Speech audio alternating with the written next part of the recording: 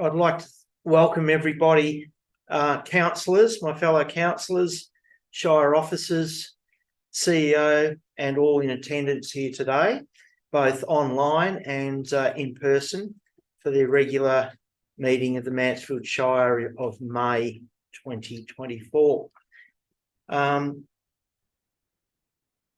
Present, the Chair confirmed verbally that all councillors can hear and see the proceedings. Councillor Holcomb? We have to turn it off mute. Councillor Holcomb. Sorry, Mr. Mayor. I can hear the proceedings and see all councillors and council officers. Thank you. Councillor Slavin. I can hear the proceedings and see all councillors. Thank you. Councillor Teahan. I can hear all councillors and see the proceedings. And Councillor Webb. I can hear the proceedings and see all councillors. Thanks very much. I'll ask the councillors to confirm by raising their hand that they could hear each other's councillor's statement. Thank you. Madam CEO, have we got any apologies? No apologies tonight, Mr. Mayor. Thank you. I'll read the statement of commitment, item 4. As councillors of Mansfield Shire, we are committed to ensuring our behaviour meets the standards set by the Mansfield Shire Council, Councillor Code of Conduct and Councillor Charter. We will at all times faithfully represent and uphold the trust placed in us by the community. Could each councillor confirm their commitment, please? Councillor Holcomb. I confirm my commitment. Thank you. Councillor Sladden. I confirm my commitment. Thank you. Councillor Teahan. I confirm my commitment. And Councillor Webb. I confirm my commitment. And Councillor Ravi confirms his commitment. Thank you. I'd ask the Deputy Mayor, Councillor Holcomb, to read the acknowledgement of country, please. Thanks, Mr. Mayor. Our meeting is being held on the lands of the Tungarong people, and we wish to acknowledge them as traditional owners. We'd also like to pay our respects to their elders, past and present, and Aboriginal elders of other communities who may be here today. Thanks, Councillor Holcomb. Item 6, disclosure of conflicts of interest. I'll ask each councillor to declare whether they have any conflicts of interest in relation to any agenda items tonight. Councillor Holcomb. No conflicts, Mr. Mayor. Thank you. Councillor Teahan. No conflicts tonight. Thank you. Councillor Sladden. I have no conflicts of interest in relation to any agenda item. Thank you. And Councillor Webb. No conflicts relating to any agenda item. Thanks, Mr. Mayor. Thanks. And I have no conflicts of interest on any agenda item tonight either. Thank you. Item 7 is the confirmation of the previous minutes. Have I got a motion, councillors? Councillor Webb. Thanks, Mr. Mayor. Motion being that the minutes of the Mansfield Shire Council meeting held on 16th of April 2024 be confirmed as an accurate record. Thank you. Have I got a seconder to the motion? Councillor Holcomb. Does any councillor like to speak to or against the motion? In that case, I'll put the motion to a vote. All those in favour of the motion? And the motion is carried. Thank you. Representations, item 8.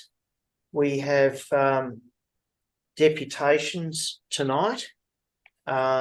We have 13.1 deputation by Marta Wakeling. The asset plan at Marta Wakeling again, deputation. Item 13.2.2, Davies Road, Merrijig, Tony Roussos, deputation, and John Dyson, deputation. And item 13.2.7, sports clubs licence agreement. We have Chris Neal will have a deputation. So I'll just remind those deputations that there must be 3 minutes. Thanks. Notices of motion, we have nil. The RARES report is attached to the agenda, and I'll take that as read unless anyone's got any questions. No questions. Got a motion? I'll move it. Councillor Tehan will move the motion and Councillor Holcomb second the motion. That council received the mayor's report for the period 16th of April to the 15th of May 2024. Thanks, Councillor Tehan and Councillor Holcomb. You second the motion. Thank you. All those in favour of the motion? Motion is carried. Thanks. Item 11 is the reports from council appointed representatives. The Australia Day Awards Committee has not met. The Mansfield CEO Employment Matters Committee has not met. The Goulburn-Murray Client Alliance, Councillor Webb. We meet next on the 20th of June, Mr. Mayor. Thank you. Right, thanks very much. The Hume Regional Local Government Network has not met. The Mansfield Shire Audit and Risk Committee will be meeting next Monday. The Municipal Association of Victoria, the Mayor and the CEO attended the meeting AGM at Melbourne Town Hall last Friday. It was an all-day event from 9 to 4. Mansfield Shire seconded a motion put forward by the City of Yarra to bundle electricity, high and low voltage electricity cables so as not to prune our 100-year-old trees too excessively. And that will be spoken to by MAV. They will take that to the state government and see whether we get any traction there. So hopefully our trees up in the Malcolm Street may not get as much attention from the tree pruners as they have in the past with any luck. That was the main thing out of that. Have we got a recommendation here? Motion, councillors. Councillor Webb. The council note the verbal reports provided by councillors in relation to their representation on external committees. And Councillor Tehan, you had your hand up for a second. Thank you. Any councillor want to speak to or against that motion? In that case, I'll put it to a vote. Those in favour of the motion? Motion is carried. Item 12 is the public question time, and today we have 7 questions. And before we start the questions, I'd like to read from the Mansfield Shire Council Governance Rules about questions. Rule 52.7, the chair will read to those in attendance at the meeting a question which has been submitted in accordance with this rule. I will do question 1 to 1 to 3, and Councillor Tehan will do the other questions 4 to 7. Also, item 52.11 out of the governance rules states, all questions and answers must be as brief as possible, and no discussion may be allowed other than by councillors for the purposes of clarification. So now that we have that out of the way and we're clear on that, I'll start with question 1 from Sharon Rainsbury on behalf of the Sawmill Settlement Waterworks and Community Association.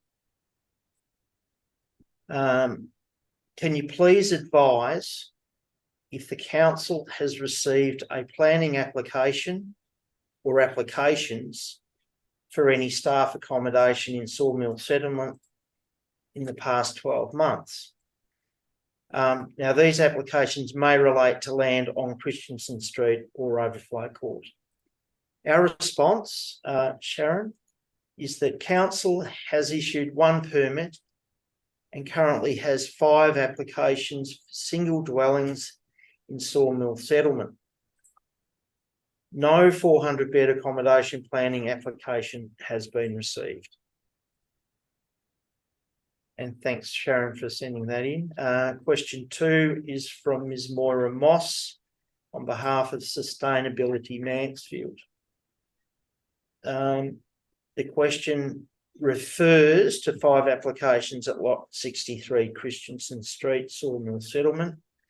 And the question is, can council please provide the exact land identification details, such as lot and plan of subdivision for planning applications P142/23, P143/23, P144/23, P145/23, and P146/23.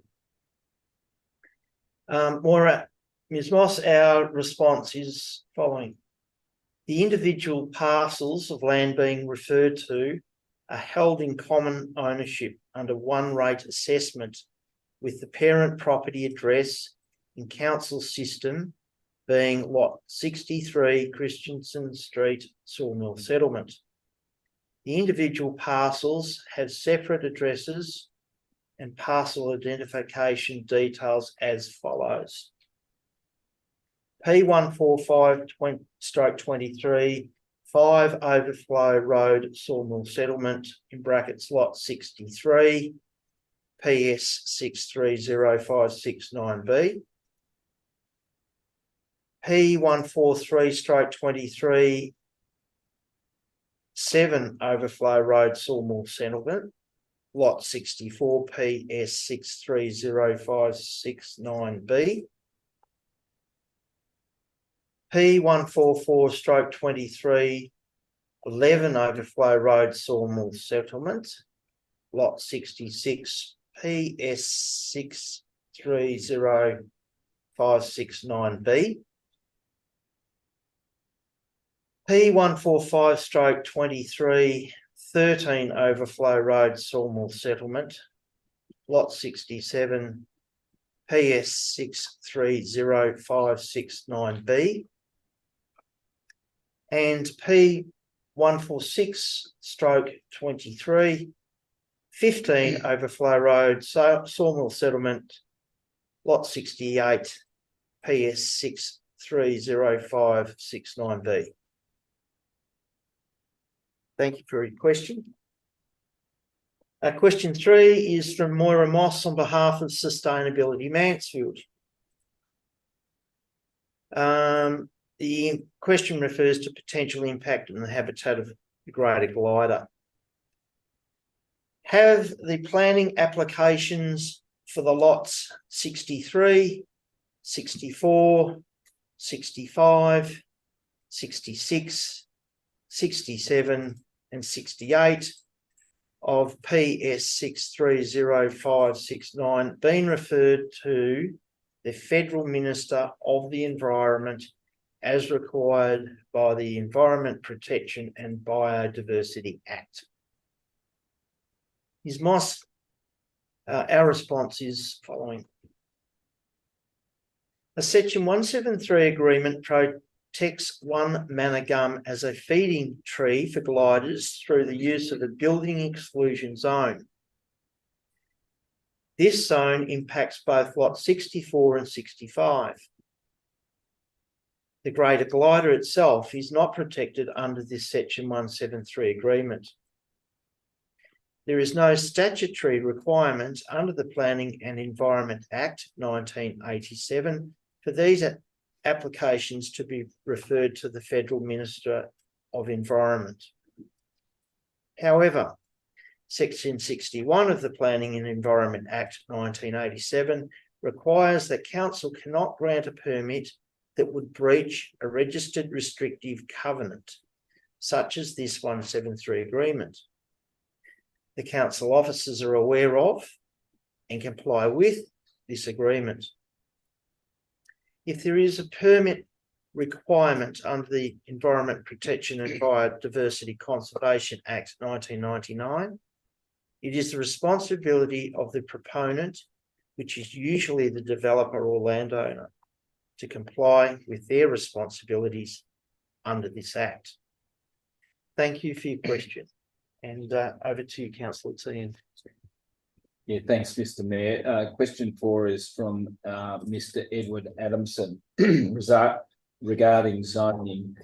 Is council open to multiple zone options for parcels of land to achieve a range of community development so that dwellings can be built for seasonal working families and for those who cannot afford to buy conventional allotment subdivision housing and or commercial zonings to facilitate a range of land uses, including tourism and dwellings?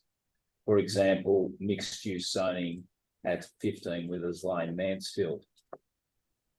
The response to your question is, if a landowner wishes to rezone their land, they will need to follow a specific process that has to be approved by the Minister for Planning. Rezoning is treated as an amendment to the Mansfield planning scheme. The zones that apply to land are based on assessments that include consideration of the surrounding land use, patterns of developments and environmental characteristics. If someone wishes to rezone land, they should contact council officers to discuss their proposal. Question 5 is also from Mr. Edward Adamson.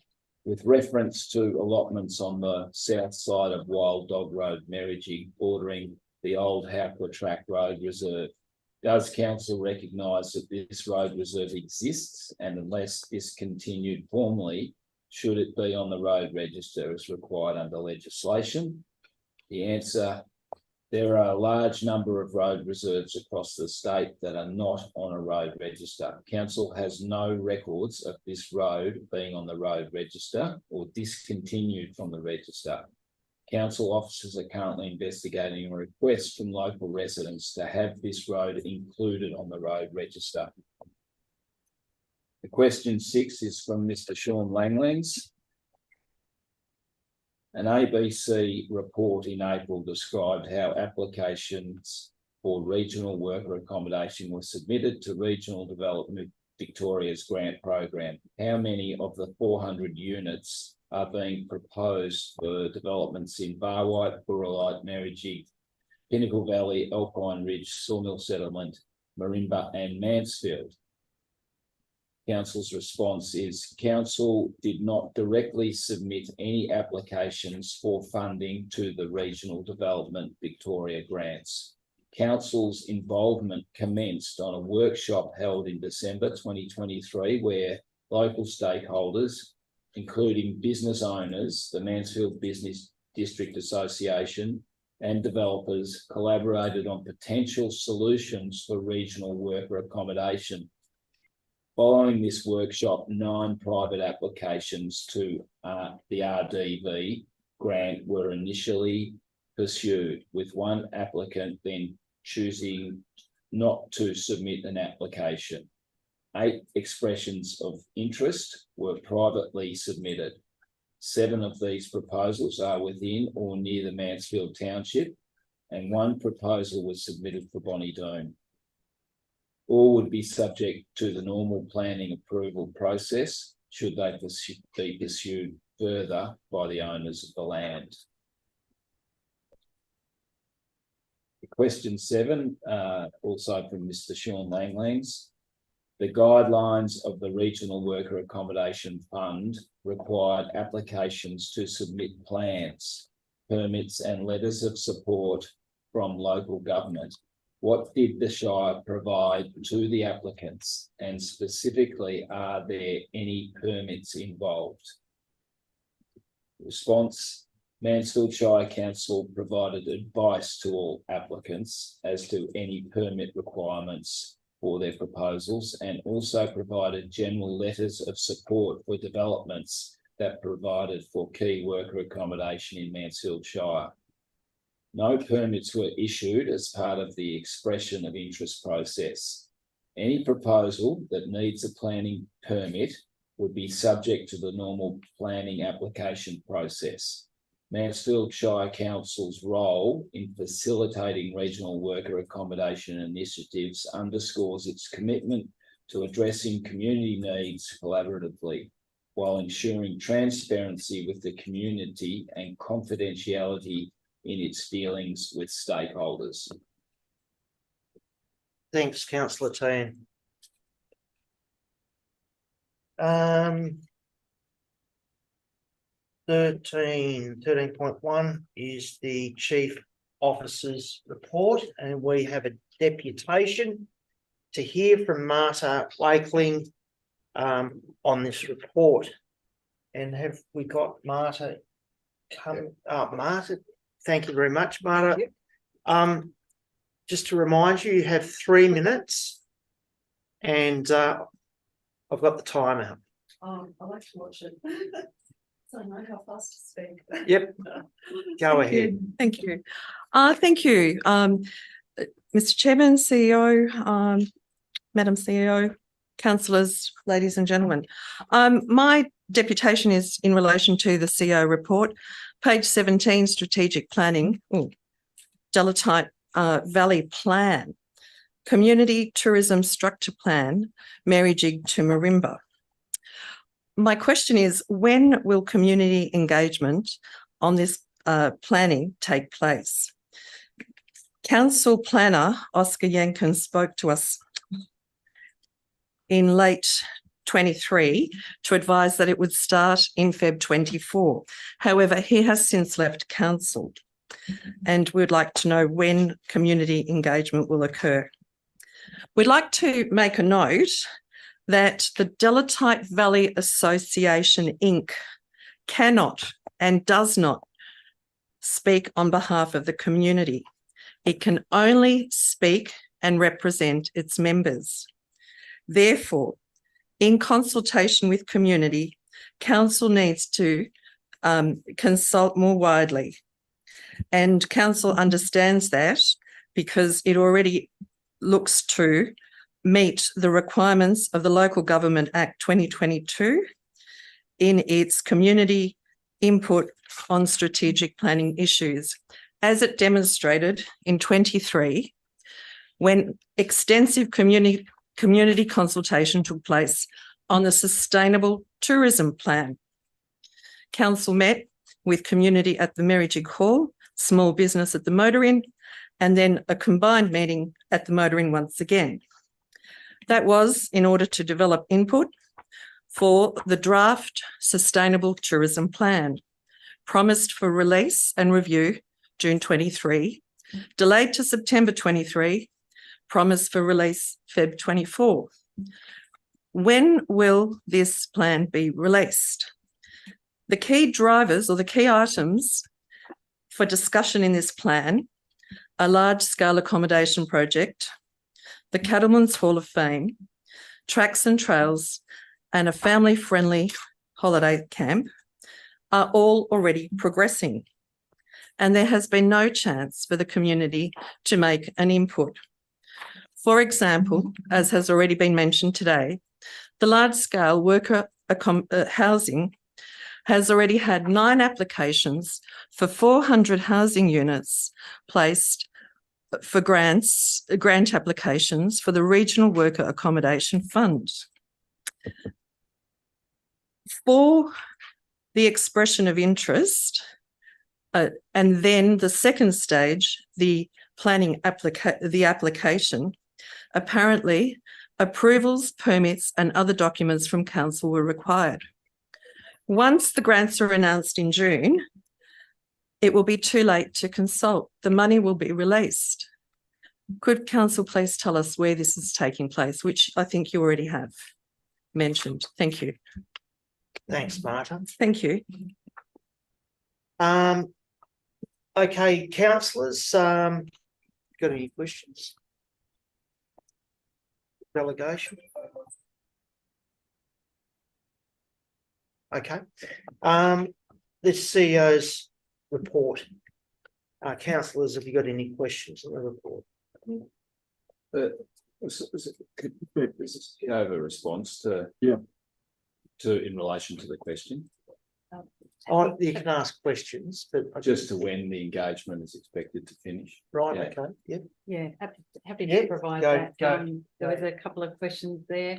In relation to the sustainable tourism plan, unfortunately, we have had a delay in release of that draft, mainly due to staff turnover, but we have our new economic development tourism coordinator who has just joined us, and she will be reviewing that together with our coordinator of events and youth.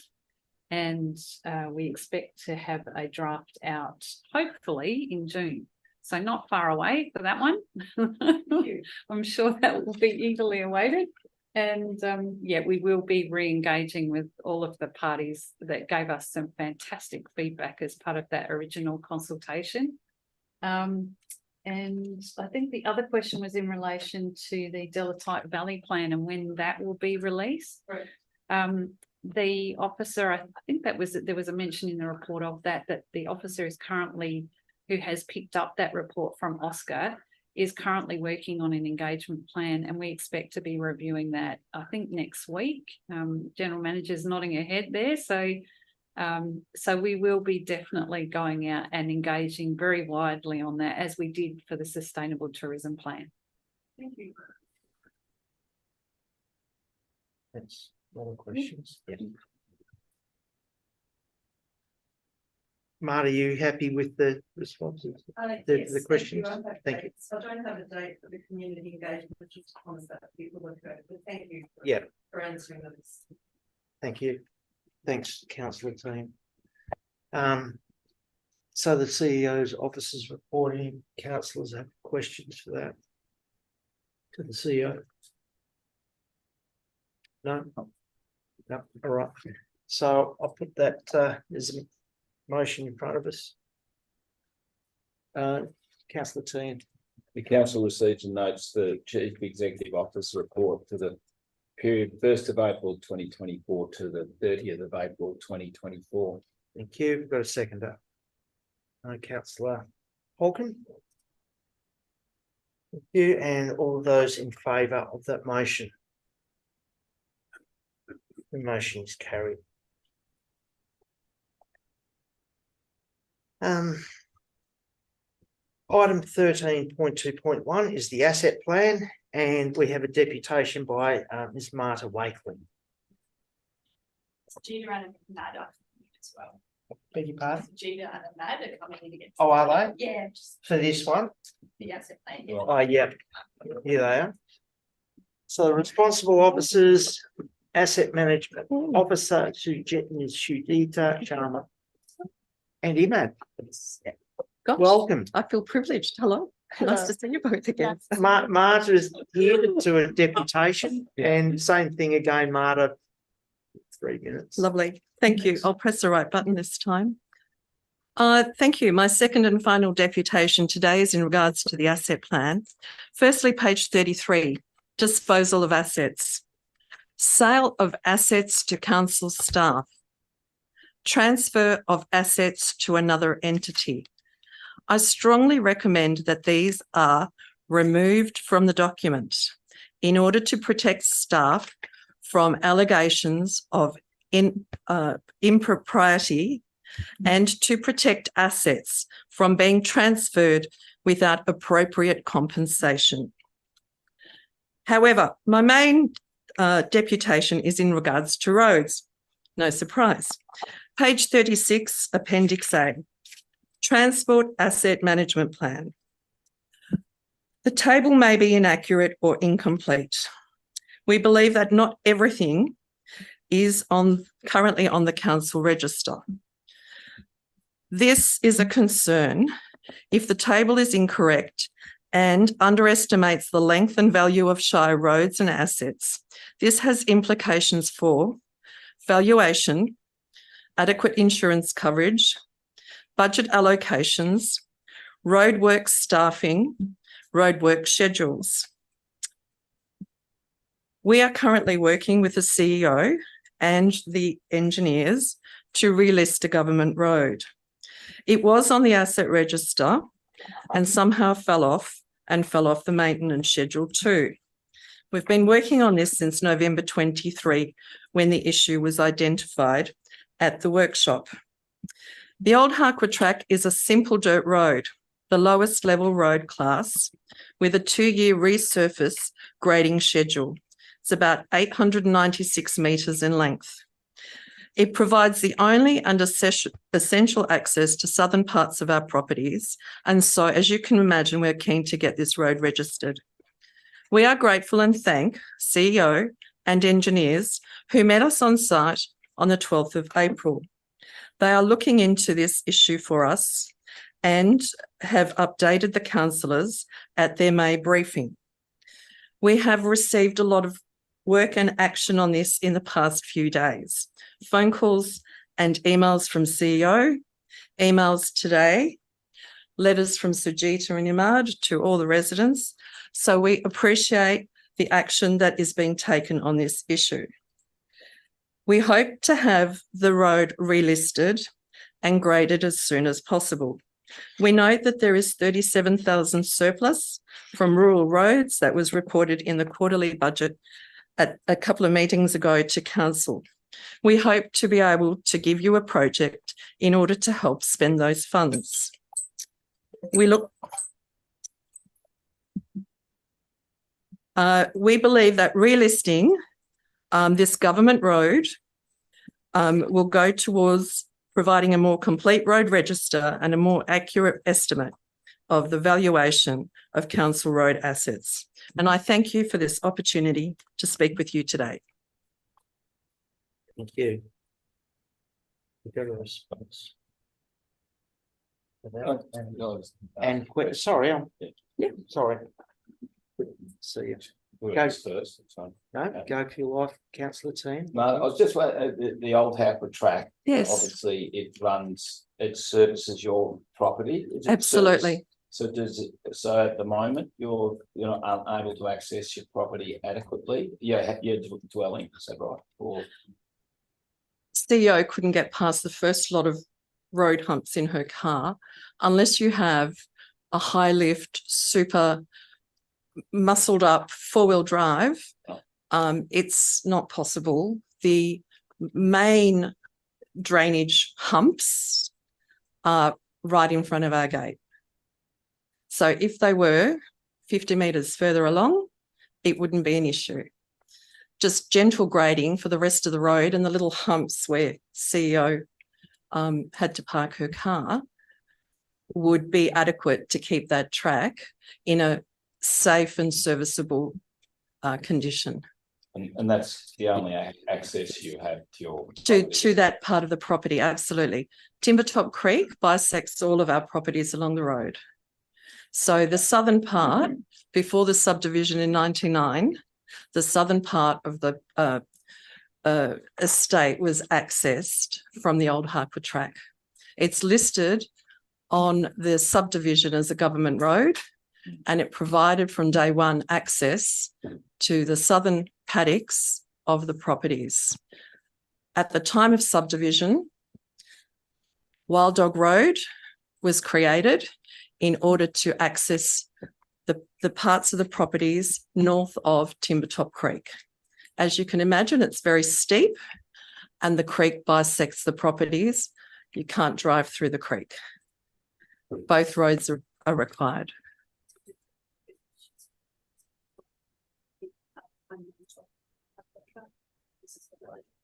Yeah, okay. There's a question. Yeah, I'll get to that, Marta. Have you finished, James? I'm just a little bit confused. So you've got land on the south side and the north side. Your residence is on the north side, and Wild Dog Track accesses Wild Dog Road is the the access to the houses. okay, and that's the one that's you haven't. No, Wild Dog Road is fine. Okay. The Old Harquair Track is the issue. So that's the one we'd like to have relisted on the road register. We know that it was maintained by council.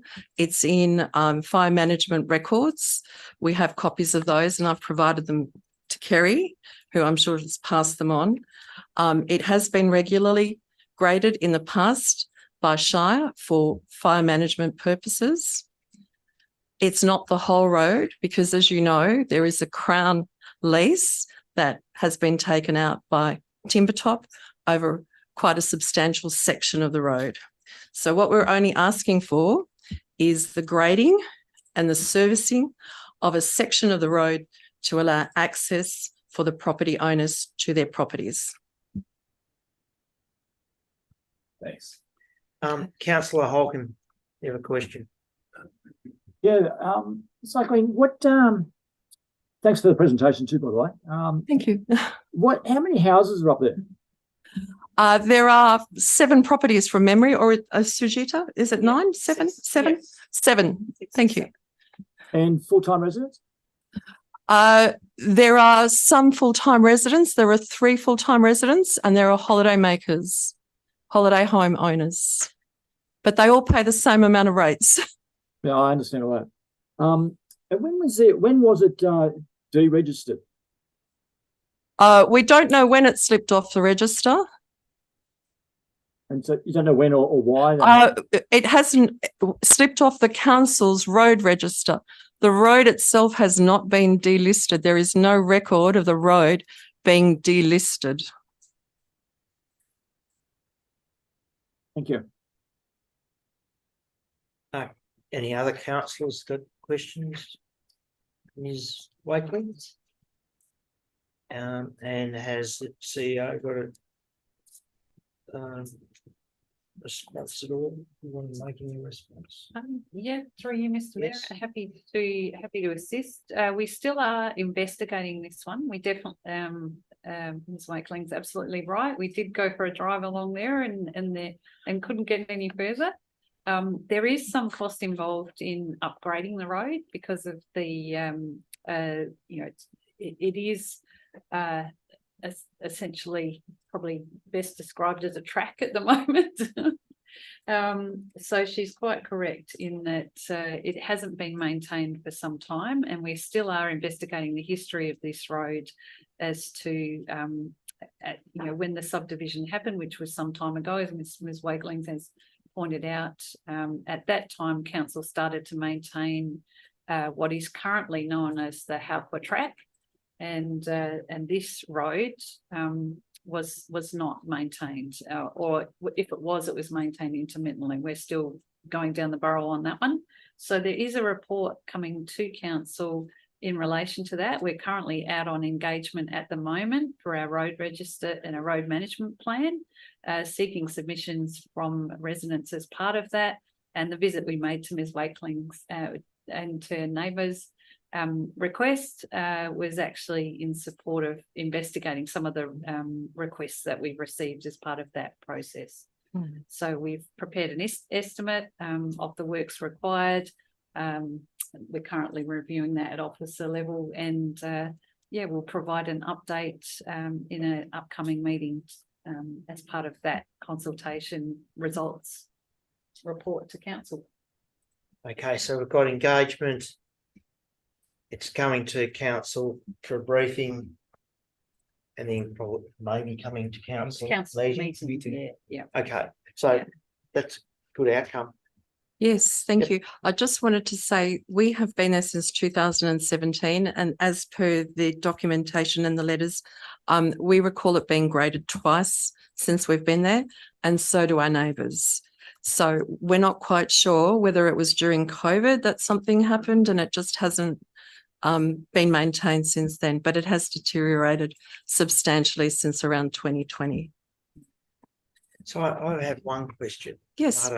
Are you sure it was a council grader and not the DECA, I don't know, Forestry Commission grader? It's definitely... It's a council road and it's a government road. Unless DECA asks permission to grade it for you, I don't know. Well, we look forward to having a look at this in more detail anyway. Thank you. Thank you for your deputation tonight. Thank you. Appreciate you coming in. Thank you. Thank you.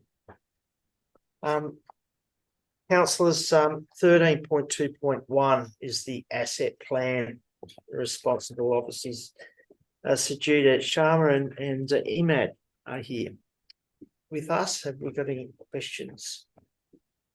Comments?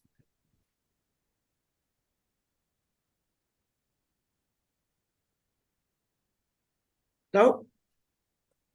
Okay. So I have a recommendation. Sorry, can I just have Yeah, one the question. one question, just in terms of overall assets, Shire assets that we managed, I think it was 570 odd million dollars, something like that. 265. Was the replacement cost? What percentage of our budget do we spend on asset renewal each year, you know, or how much do we spend on asset renewal in terms of as a percentage? As a percentage. It will be in line with the depreciation of the assets every year. We do valuation every 3 years of different asset classes. And in line with valuation, we get the depreciation of each assets. And it depends on the depreciation. Can't give you an exact figure at the moment. Yes, but it depends on the depreciation and whatever the depreciation of the assets has been, we'll renew it on an annual basis. Yeah, so we would generally try and Yep. spend as much as the Yeah. asset is depreciating, Yeah. which is in line with state government Yes. procedures. Yep. So that we, and I know in the past we have spent over, in the last few years, we've spent well over 100%, haven't we? Yeah. In terms of assets, so it's yeah, it's good to see that we're keeping pace Yeah. with that, given the amount of asset that we have. Yeah. Through you, Mr. Mayor, I could probably add to that, you know, it has been well over 100%. And we look at what is required. The first priority is always asset renewal before we go to any new or upgrade projects. So we make sure that we are meeting our asset renewal requirements ongoing. Councillors, I think Councillor Holcomb had your hand up. Did you? Yeah, I think how I read the accounts, Madam CEO, is that that $265 million worth of assets, and the certainly depreciation is about 4.4 million, so it's about 1.5%. Does that sound about right? Yeah, that's a percentage of depreciation. As Correct. Yeah. So the actual, but in terms of the asset renewal requirements, in any given year, which you calculate based on the asset life. Yep. And that will, sorry. Okay. Yeah, sorry. yeah, it will vary year on year. Yeah. So that's why it's a little hard for the officer to give an exact number for what it is, but we could certainly take on notice and come back with you know, with what it has been over the last few years. Just to give you some information there, but it will depending on the class of asset that you're looking at and the life cycle of that asset. Yeah. But if there's an asset backlog, which is what Councillor Tiam was referring to, we did have an asset backlog, and particularly in the roads area. Yeah. And we've had to increase our expenditure, you know, so that it's more than 100% over the last few years in order to catch up some of that backlog. Yeah. So. Councillor Holcomb. So, Madam CEO, just as a remind me about it, what was the asset depreciation? Sorry, what was the asset expenditure this year in this year's budget? Total asset expenditure. I don't have that right at my fingertips. We might have to get the general manager and see if she can pull that out for us quickly. She might be able to lay her hands on that one. I haven't actually got a copy of the budget document here with me, so I'd have to do a bit of searching. I don't have it on my desk either at this point. It's in my office. Sorry. We can take that on notice and provide that to you through a communique, though. That's fine. Yeah, that's fine. Yeah. Yeah. all I can say is that from a principal point of view, our first priority is to make sure that we are renewing 100%, of what is required in that year. That's first priority in our budget. So the bulk of our capital works program does go on asset renewal. Yeah, I get it. Any other questions, councillors? Well, I have a question. And it's a question that's been brought up during the deputation. So what process does council go through when we are divesting an asset? Is it if a council officer, for instance, wanted to buy an asset, how would that be handled against the public buying an asset?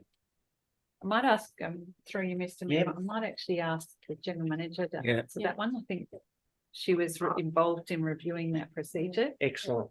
Yep, certainly. So, Mr. Mayor, we do have a policy in relation to the disposal and sale of council assets. It is quite specific in terms of, and it was reviewed very recently. It was, it's a lot more stringent. It goes through a very open and transparent process. The policy, I'm just opening it up for the moment. Sorry, I haven't read it today. It wasn't a question I was expecting, so apologies. But essentially our policy has some basic principles around it so that they have to be consistent with our asset management policy and our asset plan.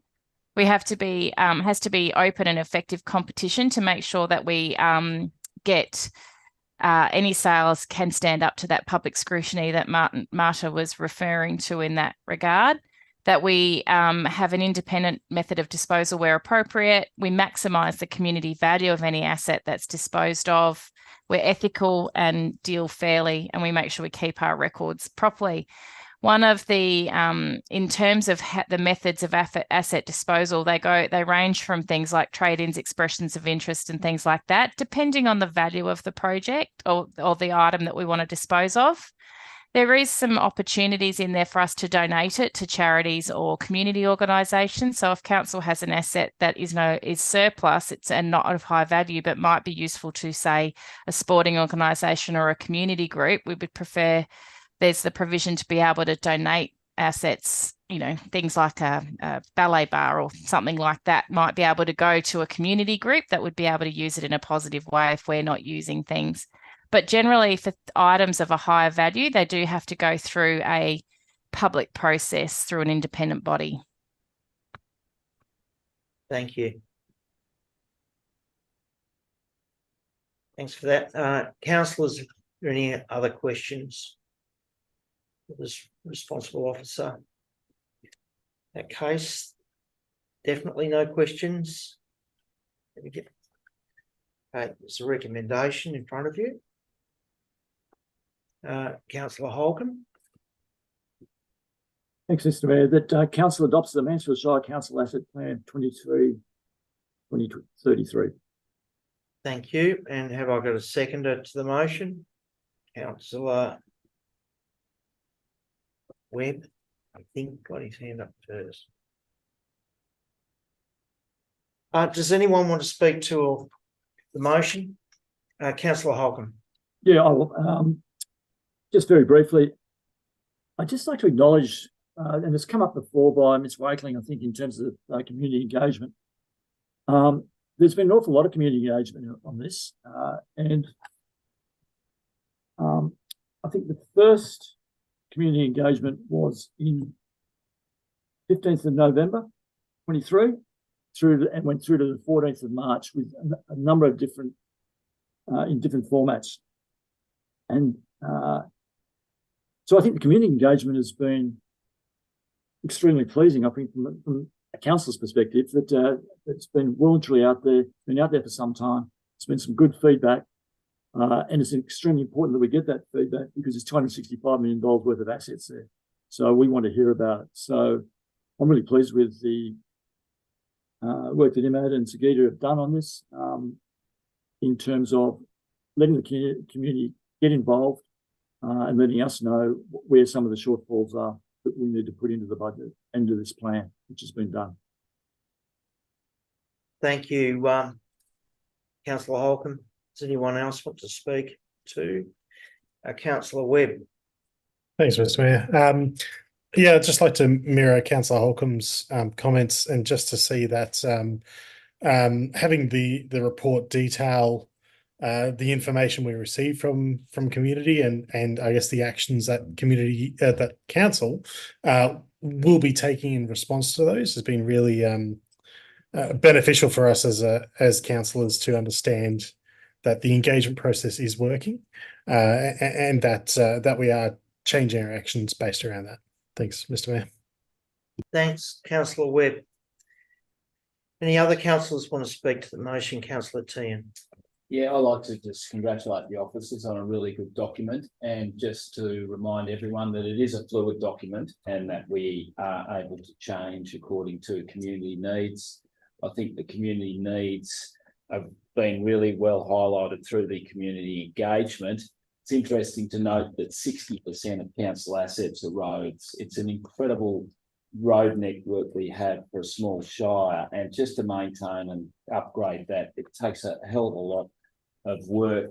And but there is lots of other requests from the community, so it's a really fine balancing act to get it right. But you can be sure that this council has tried very hard to look at all the requests and deal with them appropriately. So, and well done on a good report. Thanks, councillor Tian. Wise words indeed.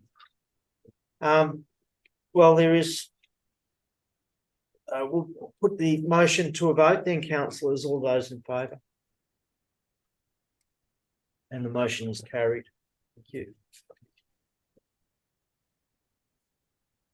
On to item 13.2.2, which is 152 Davies Road, Merrijig. We have to this item 2 deputations. First one will be Mr. Tony Roussos, and the second, Mr. John Dyson. The responsible officer for this item is Ms. Nicole Imbling, and we have Nicole coming in online very shortly.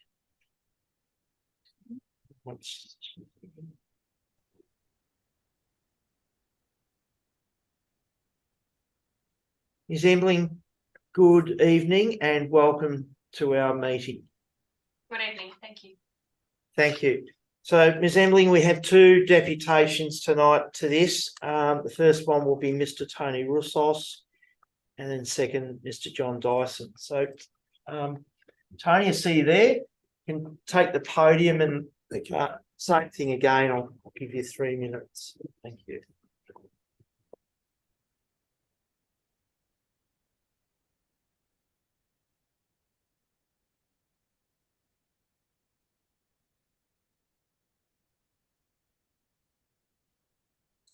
Good evening, Mr. Mayor, Madam CEO, councillors, planners, ladies and gentlemen.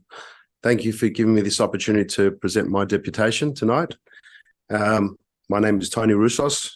I'm here tonight in support of my planning application, number P030/23, and to further update you on the progress and changes since we last met.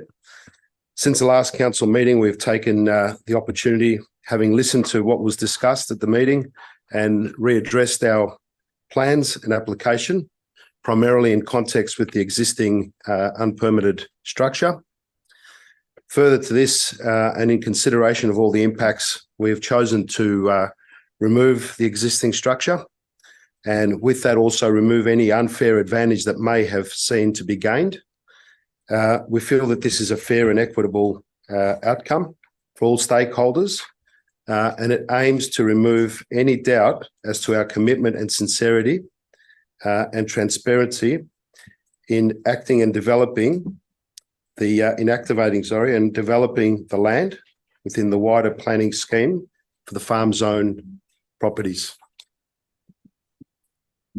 I would also like to acknowledge and say that throughout the application process, which has been going on for some time now, that we've worked very closely with the planners, Nicole, in order that we provide a level of transparency and understanding will provide the existing structure provide the existing structure to be permitted in the most efficient and practical way. Since we last met, we have maintained our stance in line with our farm management plan, milestones and timelines, remaining proactive and productive in completing some of the early aspects of the lavender development.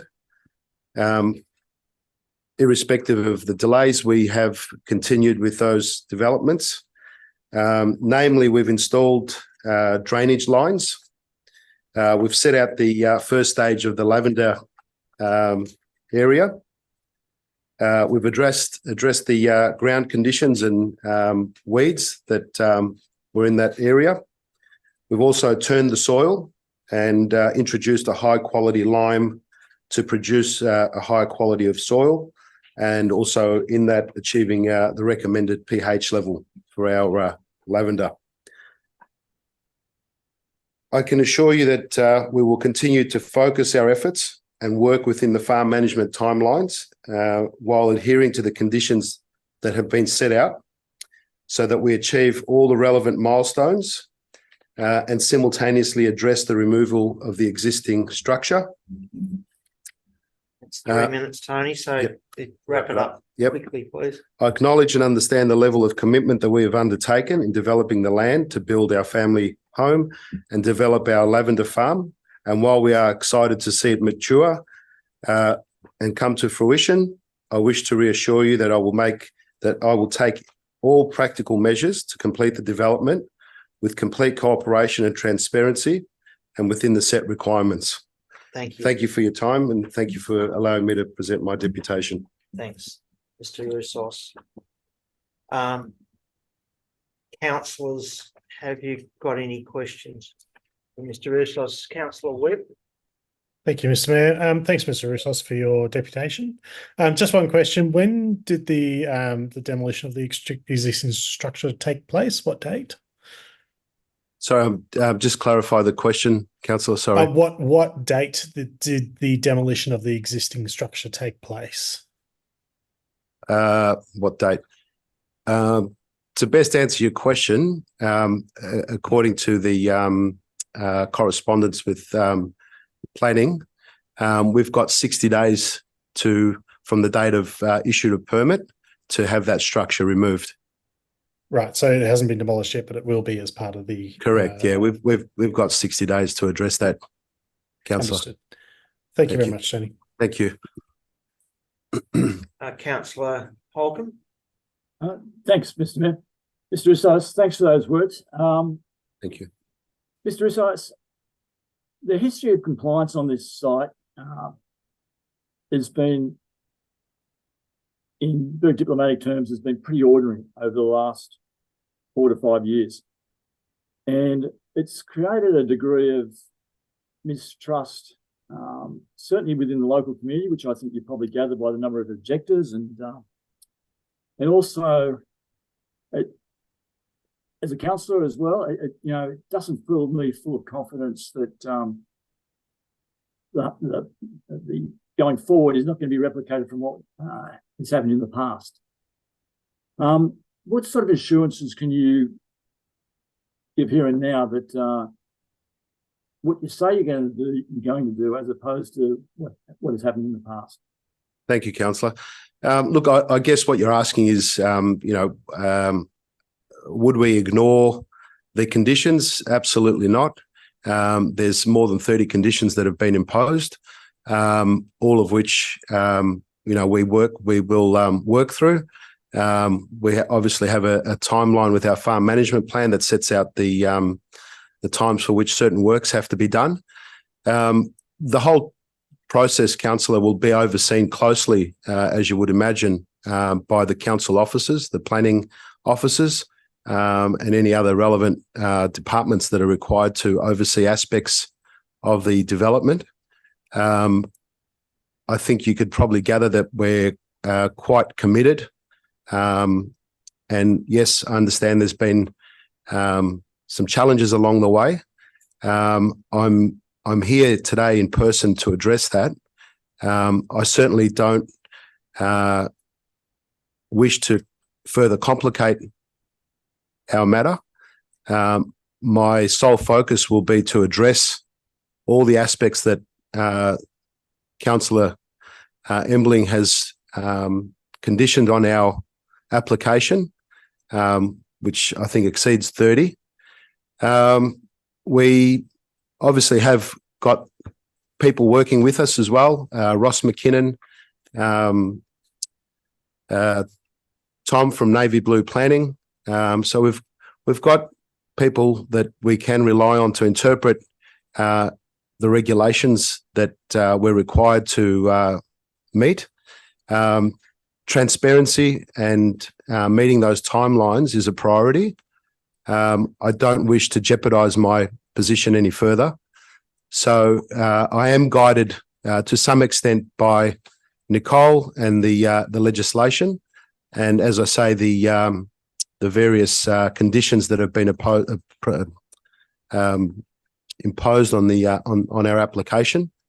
To this point, we've addressed all the requirements, and I think that demonstrates to a degree that we are sincere about developing this property. We are sincere about making sure that it's done to the standard of the Shire. We are intimately aware of all the complications that are that we face around the various aspects of the development. So at every stage, if we feel that there's further information, then as I have in the past, meet with or talk to Nicole and certainly Melissa to be able to be sure-footed in achieving the best outcome and to do it with compliance and sincerity as a priority. Thank you. Thank you. Councillor Slatter. Thanks, Mayor. Thanks, Mr. Roussos. Just a question on the timing. Given that this did come to the April meeting,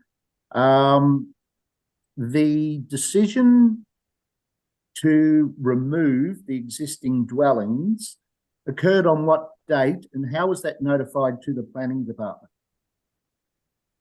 Councillor, to answer your question, that was noted to council more than a week ago, I think it was.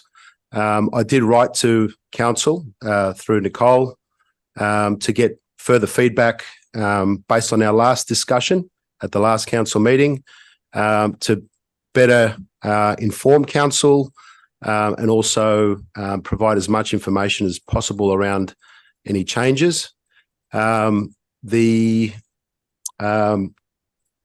I believe that Nicole has met with council, I think it was on the 7th, as a part of a briefing, in which case we'd already advised of the changes. So I think from that point, council, it was noted and made part of the tonight's agenda. In conjunction with that, we also have 28 days to make any necessary adjustments to our plans. Yeah, thanks, Mr. Roussos. Yep. No, I understand that. I'm just trying to get the timing of this. So it came to the April meeting. Yes. It was put on hold, and Ms. Embling, if I can ask you, according to your report, this application was lodged in March 2023, and then the final piece of information came in on the 5th of April, according to your officer report. So I'm just trying to work out when the decision because what came to council did not include the removal of the existing buildings. Correct. So- You, Mr. Mayor, if I may. Yeah. Just to add that the officer report was finalised before Mr. Roussos agreed to remove the structures from the land. That information came in writing to council on the 10th of May. Right, okay, thank you, Ms. Emily. Okay, so the conditions that are attached to your officer's report reflect that communication that you received from Mr. Roussos on the 10th of May. Is that correct? That is correct. Thank you very much. Just lastly, Mr. Roussos, it was mentioned at the April meeting that planners do not like looking at retrospective permits. I can assure you, as a long-term councillor, neither do councillors. It's very disappointing to have to address retrospective planning permits. However, I do want to commend Ms. Embling and her staff and yourself and your architect, etc., in coming to this current situation that has resulted in this recommendation and the associated conditions. So thank you for working with council on that, and thank you again, Ms. Emily. Thanks, Mr. Mayor. That's all for the moment. Thank you. Thank you. Thank you. Any other councillors have any questions for Mr. Roussos? In that case, thank you very much, Mr. Roussos. Thank you, Mr. Mayor. For giving us your deputation. Thank you. Thank you. The second deputation will be from Mr. John Dyson. John, we met before and We did. I did tell you it'll be 3 minutes, so I'll be timing you whenever you want to start. Excellent. I'd like to thank the council members for giving us the opportunity to speak tonight. My name is John Dyson and my wife, Trudy Horsfall, who addressed for council at the last meeting, and I are residents at 298 Davies Road, Marriagig. Tonight, I'm speaking opposition to the planning application for 152 Davies Road. I've been in a similar position to the council when I was the chair of the Mount Buller and the Mount Sterling Alpine Resort Management Board from 2004 to 2010, and we had to deal with planning issues and planning applications on a regular basis. The key aspect that we focused on was ensuring the integrity of the planning process and planning scheme, a fundamental part of which was making sure that there was clear transparency and visibility for each planning decisions and ensuring that no one individual was above the process. This approach led to enhanced outcomes for the community, loyalty to the planning scheme, and certainty for applicants. The integrity of the Mansfield planning scheme and the planning process is crucial to ensure that what makes the Mansfield Shire such a special place to live is maintained. The granting of a retrospective planning approval for 152 Davies Road will set a precedent for our community, a precedent that will encourage any resident to construct any type of illegal dwelling on any size block in any planning zone, knowing that the council had previously approved such an abuse of the planning scheme. The situation at 152 Davies Road has already attracted media attention, so you could just imagine the repercussions of granting any type of retrospective planning approval. I hate to think what type of inadvertent consequence such a decision will have on our community. It is worth noting that the designers of the proposed new dwelling have given zero consideration to the existing power lines and easements on the property. I assume that all relevant referral authorities, such as AusNet and the water authorities, will be given the opportunity to provide their input before any planning application is granted. The farming plan accompanying the application is a joke and not worth commenting on. The conclusion that I draw from the Shire officer's paper on the planning application is that they're focused on the path of least resistance rather than what is in the best interest of our community. I find it hard to comprehend how a recommendation to approve the planning application for 152 Davies Road could be made in the circumstance where there's been a blatant abuse of an earlier planning permit, despite the Shire officers issuing a stop order, let alone the fact that the illegal dwelling continues to be used as a dwelling to this day. What assurances do we have that the application, if granted, with the strict conditions and timeframe of a proposed planning permit, would be one, adhered to by the applicant, and two, monitored and enforced by the Shire officers? Thank you again for the opportunity to speak tonight. And thank you, Mr. Dyson, for that. Councillors, have you got any questions, Councillor Teahan? Yeah, I have a question for Mr. Dyson. Thanks for the presentation. You mentioned that the farm plan is a joke. Yes. I've read the farm plan, so can you enlighten me on why you think it's a joke? Well, I think the concept of having a lavender farm in Merridick just doesn't stack up personally. I just don't think that's in the best use of that available land. And looking at some of the conclusions and the assumptions drawn, again, this doesn't seem to make sense to me. Well, you don't think lavender can grow there? Oh, I think lavender probably could grow there, but I don't see that as the commercial use of that land. But everyone has the right, don't they, to grow what they want if they think it's a viable crop. I mean, if I want to run Dorpers, I can. If I want to run merino sheep, and no one's right or wrong. I mean, farming's farming basically. So I thought you might have some insight that would tell me that it's not a viable crop. Well, I'm not convinced that it is a viable crop. I agree. I think everyone has the right to grow what they would like on their land. But I can't see how growing lavender there is going to be a viable crop. Okay. Thanks. Have you finished, James? Yeah. Councillor Slatter, you have a question? Thanks, Mr. Mayor. Mr. Dyson, the planning law does not distinguish between what is a viable crop and what is not. That is up to the owner. My question is with the surrounding properties, other than Clank Pastoral, which I believe is your operation. It is. What other farming activities have been undertaken in that area? Well, the property in front of us, Mansfield, is obviously a commercial farm that they run both sheep and cattle. The property 2 or 3 doors down from us, owned by Ken and Kath. They also run cattle on that property as well. And there's obviously commercial operations on the other side of Davies Road as well.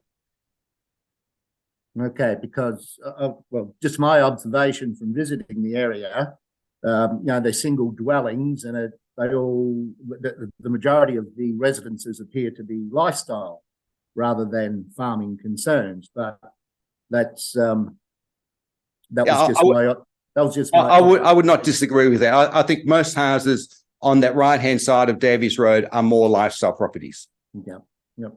Mr. Dyson, has that information to remove those existing buildings been passed on to you? Yes, it has. Okay, and when did that take place, Mr. Dyson? I'd say within the last week or so. Okay, thank you very much. Thank you. Thanks, Councillor Sladen. Councillors, any other questions for Mr. Dyson? Okay, thanks, Mr. Dyson, for coming along tonight. And so, councillors, the responsible officer for this is Ms. Embling. Have you any questions for Ms. Embling about the matter? Councillor Webb. Thanks, Mr. Mayor. Ms. Embling, I'd probably mirror some of the comments that Councillor Sladen said previously, and Mr. Dyson's concerns. What is the process for enforcing the points on this planning permit, or the notice of decision, I should say? Certainly, through you, Mr. Mayor. The officer recommendation includes fairly strict permit conditions that have relevant timeframes attached to those. The planning department have some recent successes in putting such strict permit conditions on other developments in the Shire.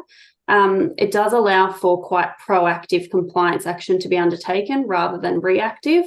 It means that we're aware of these due dates that are up and coming, and we can be in constant contact with these developers to ensure that they are on track. Okay, thank you. Councillor Teahan. Yeah, Miss Embling, just addressing a few of the objectors' concerns, and one is obviously about the likelihood of a commercial business being set up as a result of the lavender farm. Can you just shed some light on that? And secondly, the gazebo that is being built, one of the objectors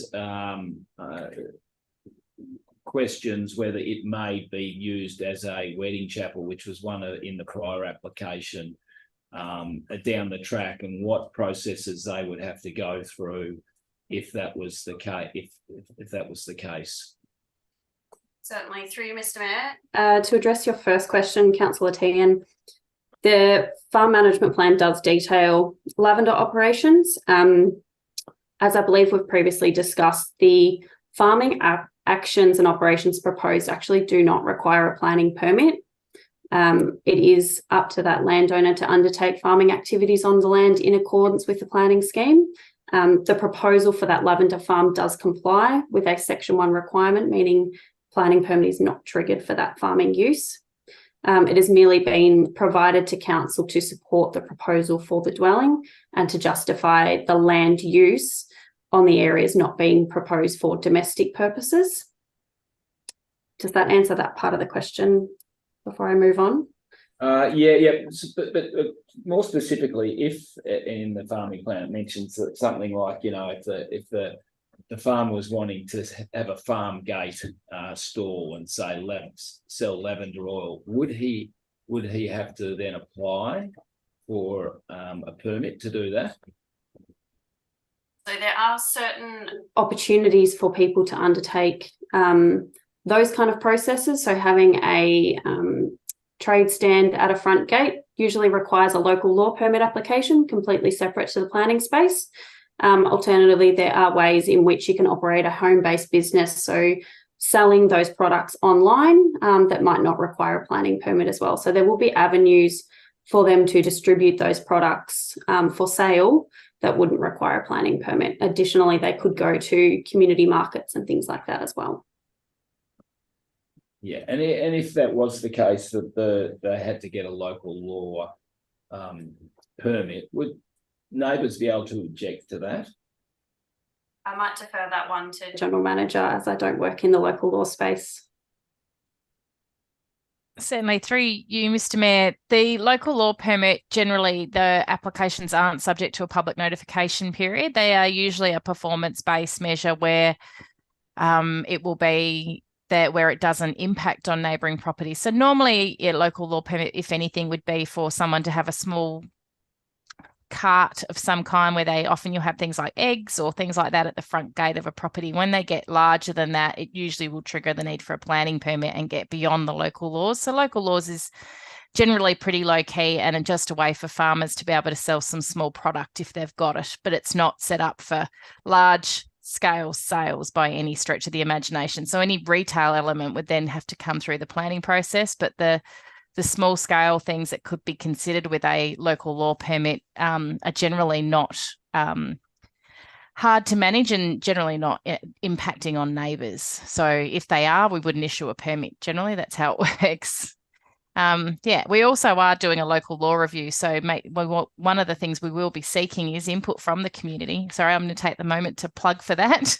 So when we get to our local law review, it'd be really useful to get people's input on what should and shouldn't be considered in those instances as well, to make sure we're getting it right. Thanks. And yeah, thanks, Ms. Embling. And the second part about the gazebo. Certainly. So through you, Mr. Mayor, the gazebo that's currently proposed in the set of plans is a open structure. So it is just a roof. Effectively, at no point has the application, since it was amended to be a gazebo, mentioned any other purpose than for domestic purposes. It appears to function much the same as a detached deck or something like that for the dwelling. And so it would, under assurance that if they did have intentions of using this as a wedding chapel, given that that's what they applied for previously, they would have to go through a whole new round of permit application. That's correct, absolutely. And if I may, Mr. Mayor, I'd like to raise a variation to the officer recommendation if appropriate. I think that would be appropriate, given that we're talking about it now. Good time to do it, Ms. Embling. Excuse me, Mr. Mayor. Sorry, before Yeah, Ms. Councillor Embling. Sladen, sorry, I wasn't looking at the screen. That's okay. That's okay. Not a problem. Before Ms. Embling mentions that proposed amendment, I just have one question of Ms. Embling, which may be related to that. Ms. Okay. Embling, can you inform council and people watching of any response from AusNet as a referral authority in relation to an implied easement on the land in question? Certainly. Thank you, Councillor Sladen. Through you, Mr. Mayor. It is very relevant. Good timing. Thank you. So council became aware of there's an existing power line on the property. There is no formal easement on the plan attached to the title. However, any power line on a property does have an implied easement. The power line, as it currently is on the land, is relatively close to those existing buildings and is again relatively close to the proposed dwelling, shipping container and farm shed. As this was effectively late information, we were able to reach out to and get a response from AusNet. There's no formal referral requirement under the scheme for a single dwelling, regardless of whether there is power lines, unless they are a major electricity transmission line, which these are not. So their comments were just as such comments. They did mention that they wouldn't get support for the current location of the power line in accordance with proposed dwelling location. However, they did offer up that there is effectively two solutions to the problem. One being that the dwelling may need to move forward by a couple of metres, or alternatively, the landowner could actually apply to relocate that power line through the through their AusNet systems, and that process has been outlined to the landowner since that information has come in. But that is very much in relation to the varied officer recommendation that I would like to make. Okay. I think I might be able to do that for you, Ms. Embling. Certainly.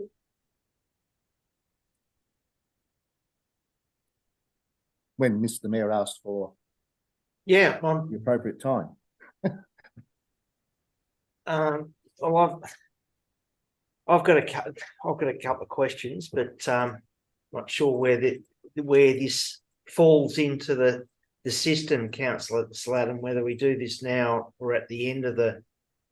Well, no motion has been put forward yet, Mr. Mayor. So yeah, continue asking questions. Yeah. Sorry, Councillor, where were you shaking your head or? No, okay.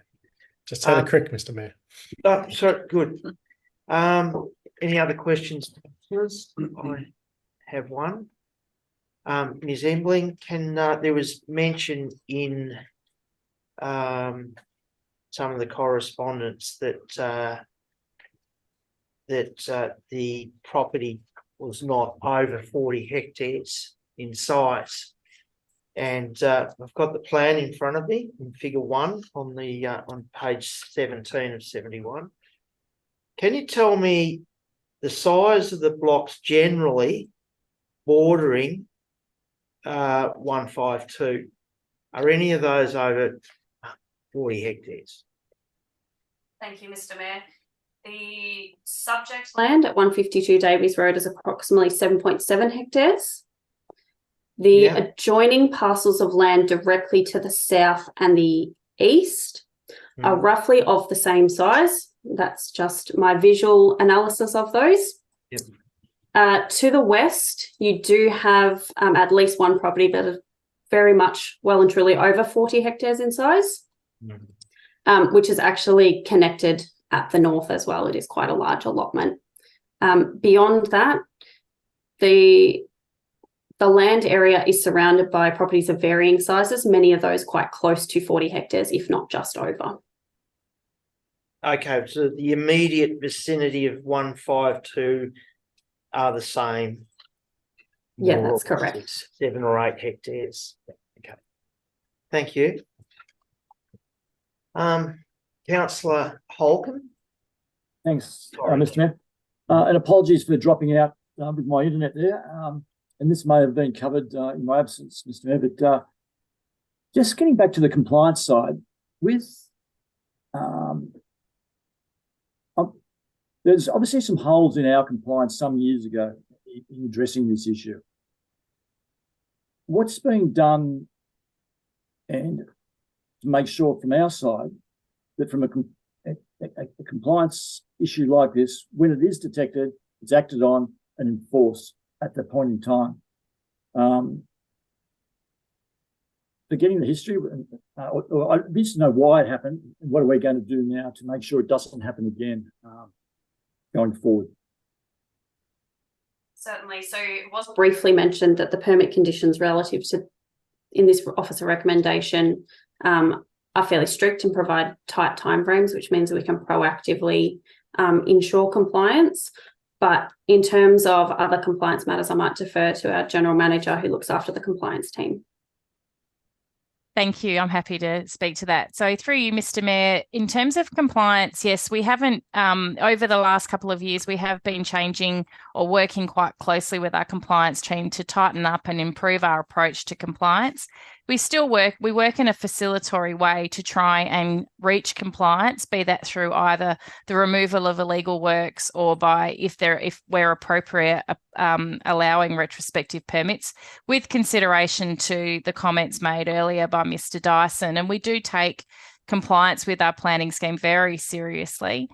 In terms of process over the last few years, one of the main things we've taken from this case and from other cases, and we have other examples where we have taken a different approach in relation to this, is, you know, the team will actually and do now set a lot tighter timeframes for compliance for people to provide give them the opportunity to go down the permit path in the first instance if that's an appropriate path, but giving them fairly tight timeframes to do that. And in the absence of compliance with those timeframes, looking to lodge enforcement orders a lot sooner than we have in this instance. But we have undertaken compliance actions on other sites in a similar way, where we have actually gone down a VCAT case.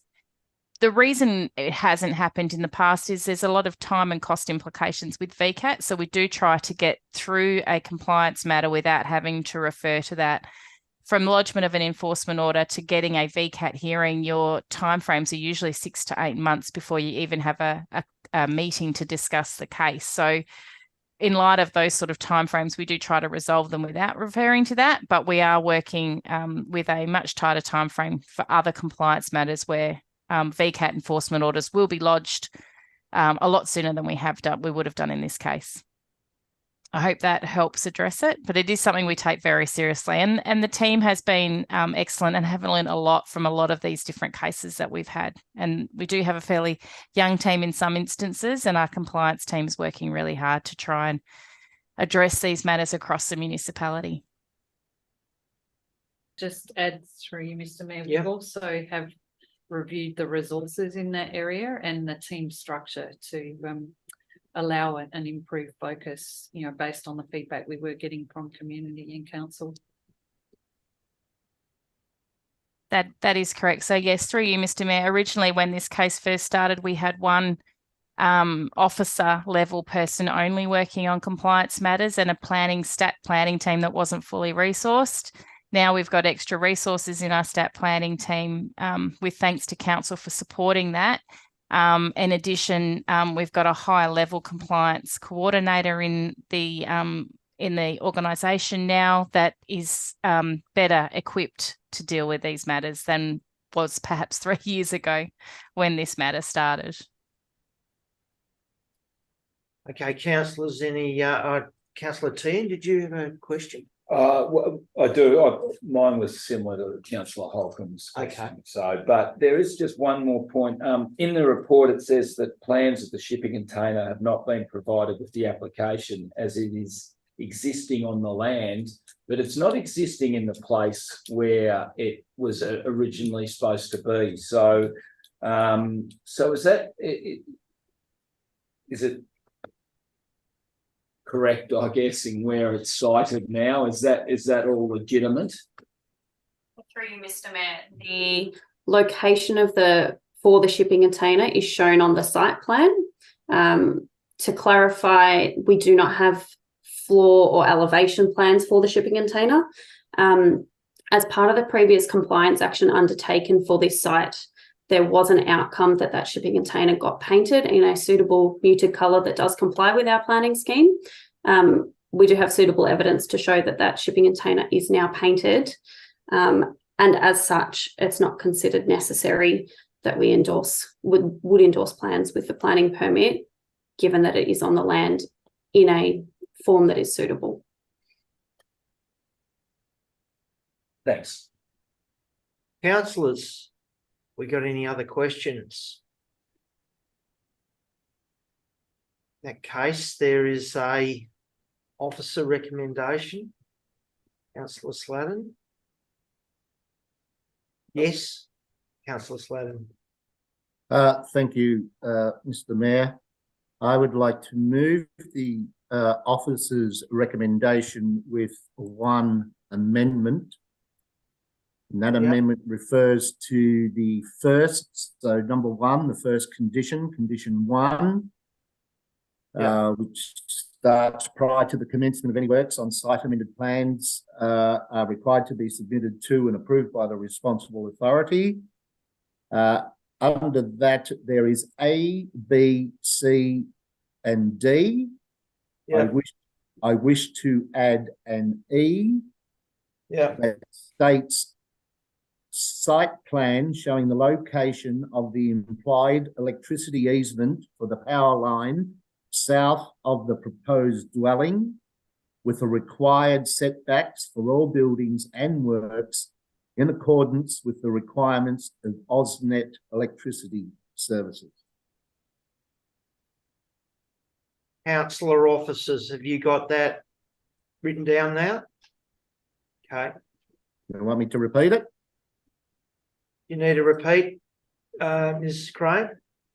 No, okay. No, you don't need to repeat it, Councillor Slatton.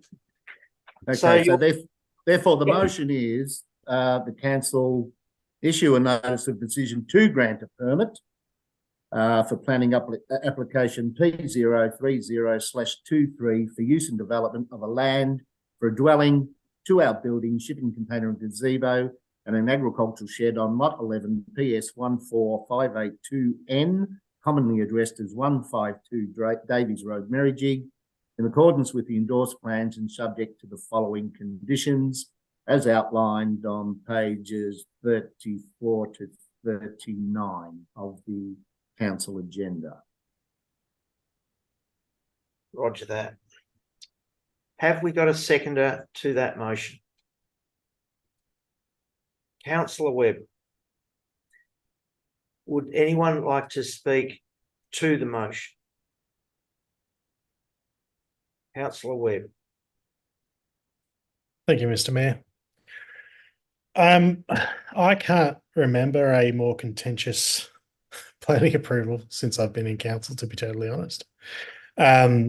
This has caused an enormous amount of objection in the local community. It's caused an enormous amount of contention within council. And I, at our previous council meeting, I elected to defer any decision until we receive further information. Mr. Roussos has now kindly agreed to remove existing structure, which from my point of view was one of the most contentious points of this planning application. As a council and as the planning team has said on multiple occasions, they must assess this on its merits. They cannot assess it, including its history of non-compliance, its history of flaunting the Mansfield planning scheme. And Mr. Roussos himself said he was looking forward to joining the community of Mansfield. I would like to say to Mr. Roussos that this strict planning permit is a warning to Mr. Roussos to say that we don't agree with the flaunting of the planning scheme in Mansfield, and people cannot do just whatever they wish here. That being said, I've agreed to second this motion because I feel that the recommendation has the appropriate measures in place, and that Mr. Roussos, I feel, has come to the table and will be doing the right thing from here out. And I genuinely hope that's the case. Thank you, Mr. Mayor. Thanks, Councillor Webb. Would anyone like to speak to the motion? Would anyone want to speak against the motion? Councillor Teahan. Yeah, look, I'd like to speak to the motion. I feel very sorry for the objectors in a way because of what they've had to put up with. But I think there isn't any real reason why, all the objections I feel have been covered by this most recent application that's been put in. It's a shame that we have to go to these levels to get to this, but I feel that our hands are basically have been tied to a certain extent by the planning scheme. I'm very glad I did not vote or propose or second that first motion that came to council, because otherwise that would have been a sign that we do condone this sort of stuff. We don't condone this stuff at all. This is a disgrace, actually, the way this has been handled. And I'm really happy to see that the planners have done such a good job in the 36 odd conditions in the planning permit. And myself as a councillor will be very, very active in making sure that this application is its T's are crossed and its I's is dotted to the nth degree. There'll be no room to move, or otherwise it'll be we'll be onto it. So I think I do commend Mr. Roussos on your lavender farming plan, and I'm looking forward to seeing it in full fruition down the track. I'll be very disappointed if it's not. I mean, an industry like lavender farming of this scale could be really good for the Shire, could be good for industry, for employment. So yeah, let's hope that that's the real reason behind it. So yeah, thanks, Mr. Mayor. Councillor Teahan. Councillor Holcomb. Yeah, just very briefly, I endorse the comments of Councillor Teahan. And without going over them, as Councillor Teahan has already said it, I think the onus is on the applicant here to rebuild trust with both this council but most importantly, with the community. If you don't have the support of the community around you and your neighbours, it's a very hard place to live is the country. And it's no different in Mansfield. You don't have the support of your neighbours and trust with the locals, it doesn't become a very pleasant place to live. So I urge you to really pursue the relationships there, because if you don't do that, it's going to make your application going forward extremely difficult. Thank you. Thank you. Councillor Sladen. Thank you, Mr. Mayor. As the mover of the motion, I would just like to state that when it comes to planning, it is a special beast, as we have all discovered. However, when it comes to planning matters, it's the first thing to learn in Planning 101 is not to bring emotion into it. When you look at planning scheme, planning law, that is what we have to follow. This application complies with the planning scheme and the planning law, under which it is proposed to be constructed. Again, I would like to thank Ms. Embling and her staff for the work that she has done to bring to this this conclusion, and also to Mr. Roussos for listening to our planners. They do know the area, they do know their stuff, and as councillors, I believe we need to follow the advice of our planners, albeit this has been, for some, a difficult decision. Thanks, Mr. Mayor. Thanks, Councillor Sladen. Of course, I'm chairing the meeting, but I would like to speak to the motion here. And there's been lots of emotion in this matter. And as Councillor Holcomb said, it's very important to get along with your neighbours in the country, especially if there's a bushfire or anything else, you know, that we all pull together here. I'm extremely pleased that our planning team has had extensive community engagement with this matter. We've listened to the community, we've listened to the community and your feelings about this. But as Councillor Sladen said, it's a planning matter and it's planning law. Everyone has a right to apply for a planning permit. However, council and the community have a right to be respected. And building without a planning permit or a building permit does not, to my knowledge, follow that respect. So, Mr. Roussos, I hope you become a member of our beautiful community, get along with your neighbours, and we'll be looking forward to you getting on with your building and following the planning laws. So thanks very much for listening to me. I'll put that motion to a vote, councillors. Those in favour of the motion. And the motion is carried. Thank you.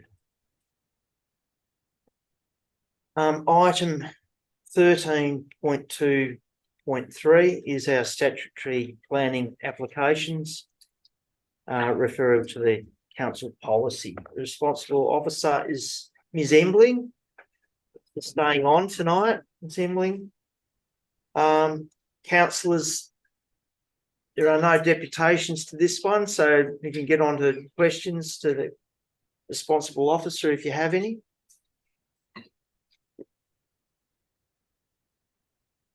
And if there are no questions, Ms. Embling, we do have a recommendation before us. Councillor Tehan. The council endorses the revised statutory planning applications referral to council policy. Thanks, Councillor Tehan. And Councillor Sladen is the seconder. Thanks, Councillor Sladen. Does anyone want to speak to the motion? Would anyone like to speak against the motion? In that case, I will put the motion to a vote. All those in favour of the motion? And that motion is carried. Thank you.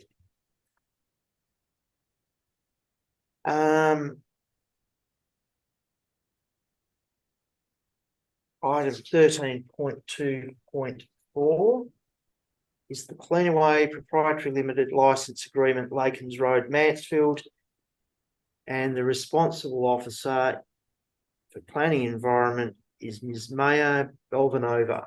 And good evening, Ms. Belvanova. Thanks very much for attending tonight.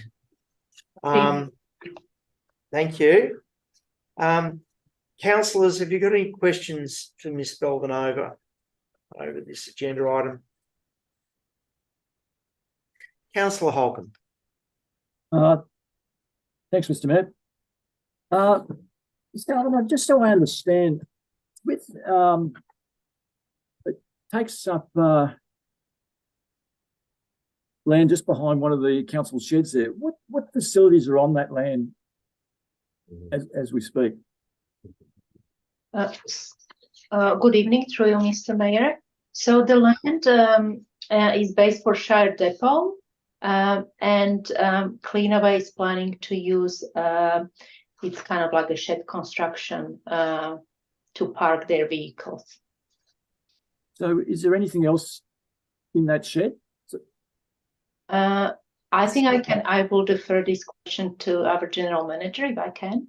Yep, sorry, through you, Mr. Mayor. So it's generally just a gravelled area that they use to park the trucks. There's a small transportable office that they use where they would stop in for tea breaks, perhaps use it, fill out timesheets, things like that. But there's and a little bit of storage, but not a lot. So it's fairly small, portable structure that they place on the site for the term of the lease. It's there already. They've already got a lease for this area. This is essentially a new a renewal because the other one has now expired or is due to expire. So it's just for trucks. It's not for staff or anything like that. Is that how I read it?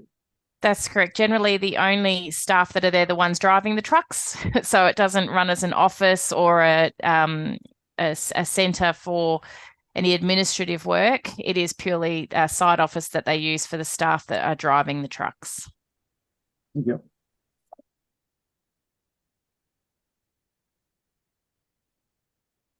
Councillor Webb, my apologies. Thanks, Mr. Mayor. Just a query regarding this. Cleanaway obviously provide our waste collection services. Do they charge us for leasing our land? Will they be back charging this amount to us through the waste collection contracts? Thank you, through you, Mr. Mayor. Not that I'm aware of. I might speak to that if you like, Maya. Yeah, so yes, through you, Mr. Mayor. Generally, the charges that we will incur for waste is generally a cost recovery scenario. So I'm imagining any costs they incur to deliver the service will be borne, will be then on charge back through the service. However, the other option would be that they pay lease to a private owner of land and that we would be then paying that instead. So one way or another, they'll need a depot in the area. This way, we neutralise out the cost of that to a certain point. Okay, thank you. If I could just make one small addition to that, there was actually through you, Mr. Mayor. Thanks very much. Yeah, there was actually a reduction in our renegotiated contracts, wasn't there, General Manager? So yeah, that is correct. That's yeah. Thanks, Madam CEO. Councillor Slovan. Yep, thanks, Matt. How many trucks are stationed there? Is it just one, or is it 2, 3, 4? It's true, Mr. Mayor. From my understanding, generally they have a landfill truck and a recycling truck that they can use. I imagine that as we move forward, they may have a food organics, garden organics truck because they generally have to keep the different items separate. But there's a room to park a number of trucks, and then they might have their personal vehicles that they'll park when they come to get into the trucks and take them away. So yeah, at the moment, their fleet is it's 2 to 3 trucks at most. But there's room for them to have a couple of extra without expanding outside of their leased area. Right. So essentially, it's a car park. Yeah, through you, Mr. Mayor, that is exactly right. And most councils you will find have a Cleanaway or whoever their pickup service provider is will have a depot somewhere within each municipality. Depending on the size, they might have 2. So, yeah. Right, so $12,000 a year for a car park. Yep, we've got a private EV operator who's got 2 car parks in central Mansfield who's paying $500 a year.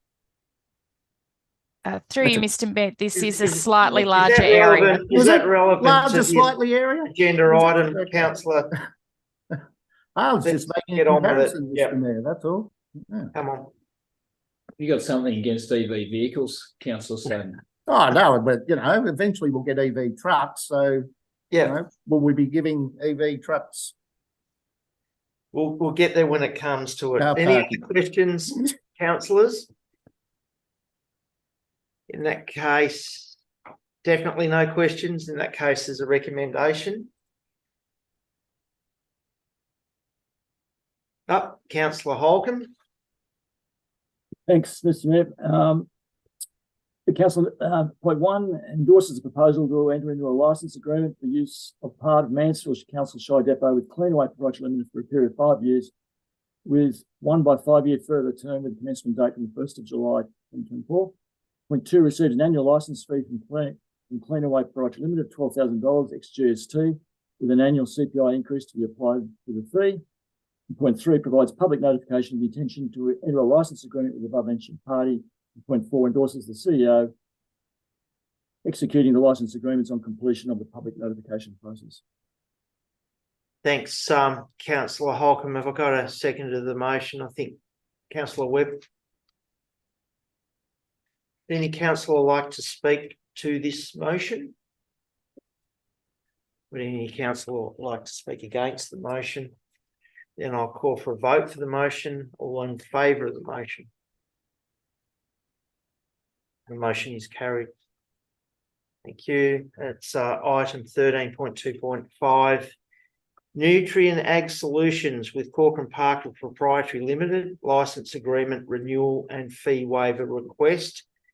And the responsible officer is Ms. Maya Balvanova. Again.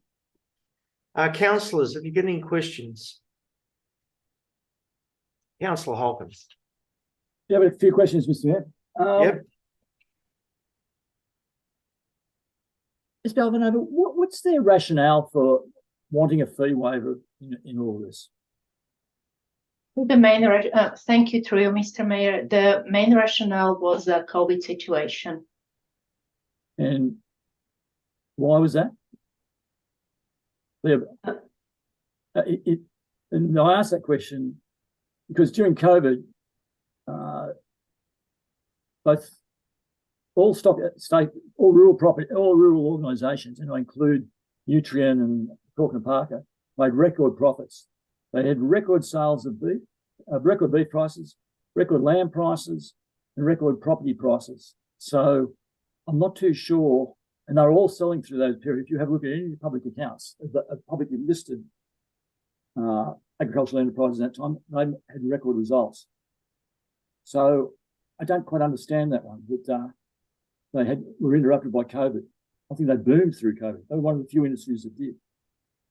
So are they serious? Are you serious that was one of the reasons they did it?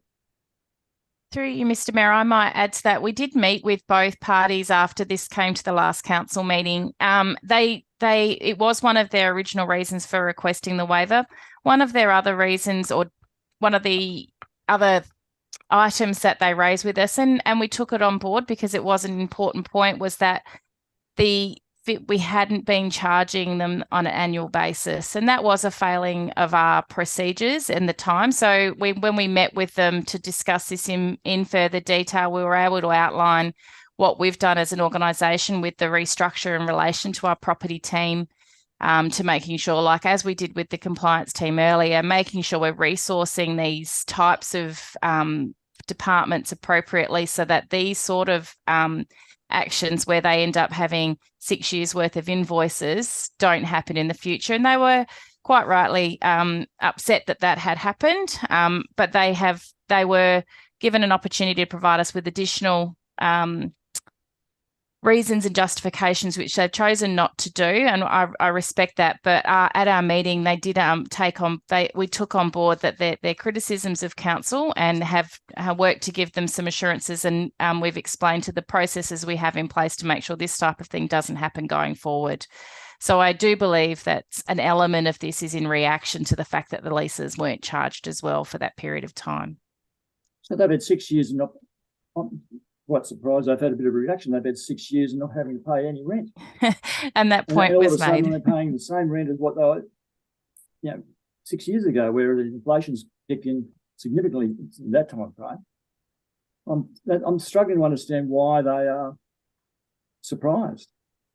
And I understand the overholding. Surely they read the agreement that states that overholding is part of it. And but they didn't bother to put their hand forward and say, well, where's the invoice? Yes, so certainly through you, Mr. Mayor, that point was raised with them, which is probably why we don't have additional submissions from them and why they're not here tonight.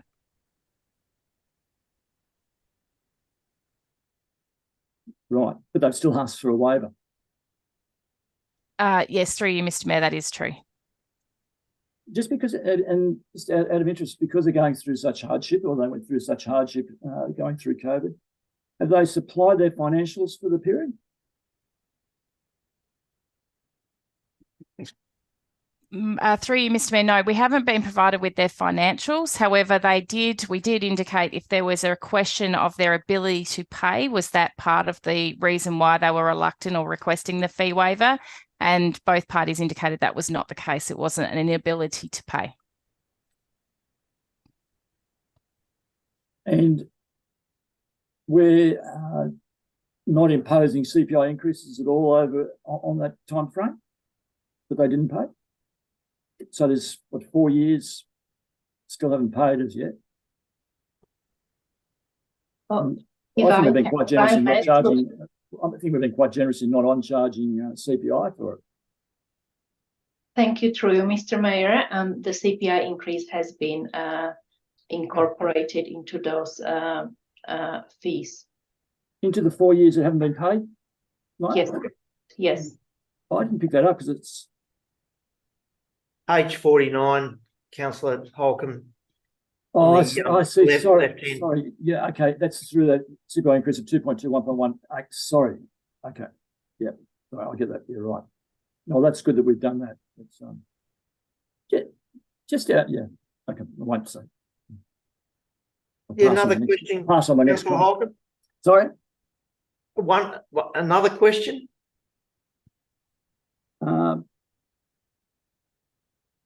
No, at this stage.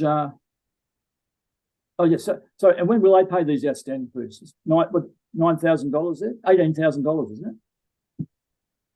Yeah, through you, Mr. Mayor, at the meeting, they indicated that they wouldn't have any problems paying that within a short time frame. So once we've issued once upon the resolution of council, we'll issue with the formal invoice under our normal terms of payment.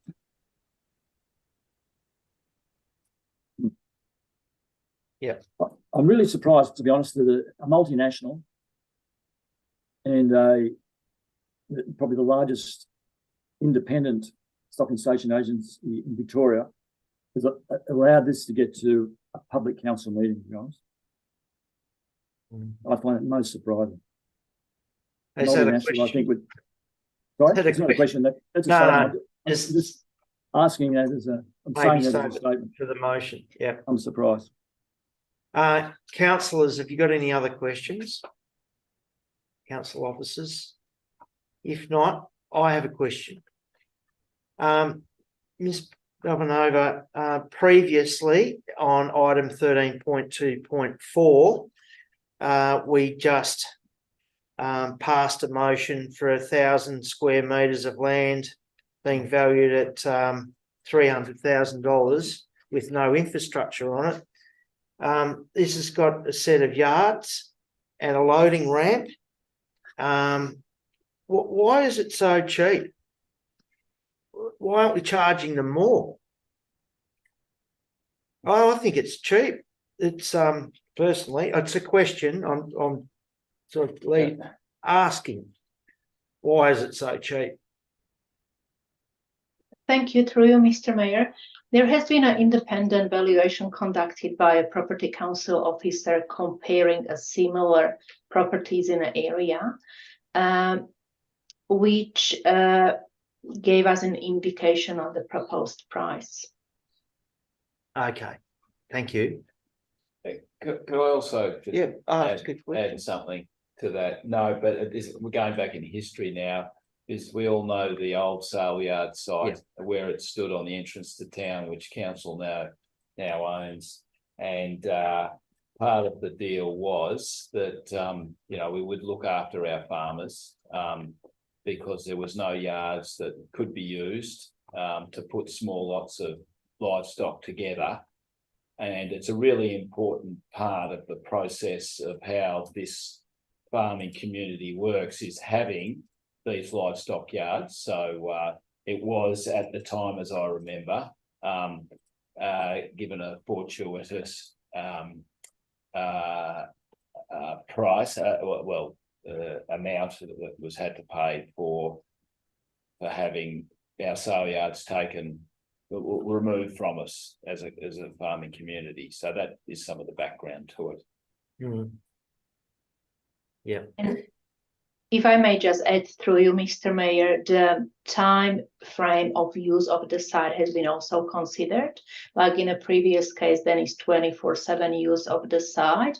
In this case, it is just an occasional use. Okay, thanks very much for answering my question, Councillor Tehan and Ms. Belvanova.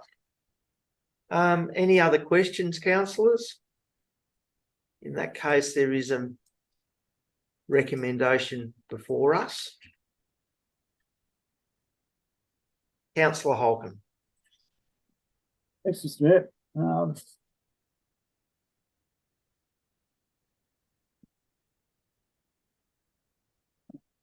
The recommendation is that council does not approve an exemption or reduction of the annual licence fees for the period between 2020 and 2023 for the use of the transshipment yards to Corcoran Parker or Nutrien Ag.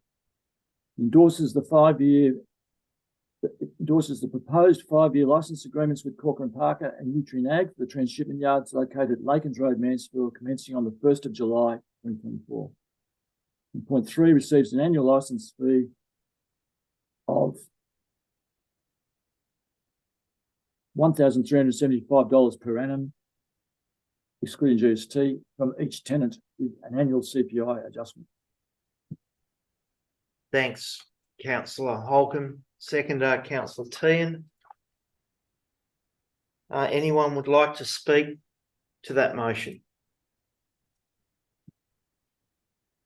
In that case, I'll just say, I think Councillor Holcomb would probably speak to the motion. Okay. And he's been very passionate about it. But look, in all seriousness, it is a very important asset for our farming community to have. I agree totally that there shouldn't be any waiver, though.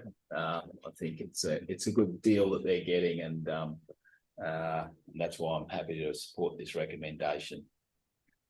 thanks, Councillor Tehan. Anyone else would like to speak to this motion?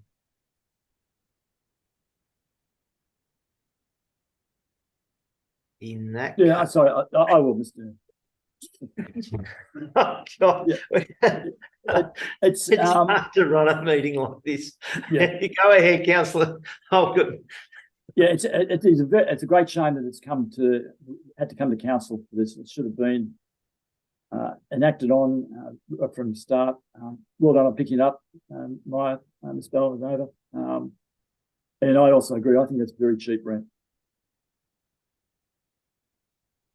But still, I understand the rationale for the, and it's consistent with other ones we've done. So, Thanks, Councillor Holcomb. I'm going to assume that no one else wants to speak to this motion, because I'm going to put it to a vote. All those in favour of the motion? And that motion is carried. Thank you very much. We're up to item 13.2.6, the Mansfield State Emergency Services terms of lease update, and the manager responsible is Ms. Belvanova. And I do note that this is on the old sale yard sites.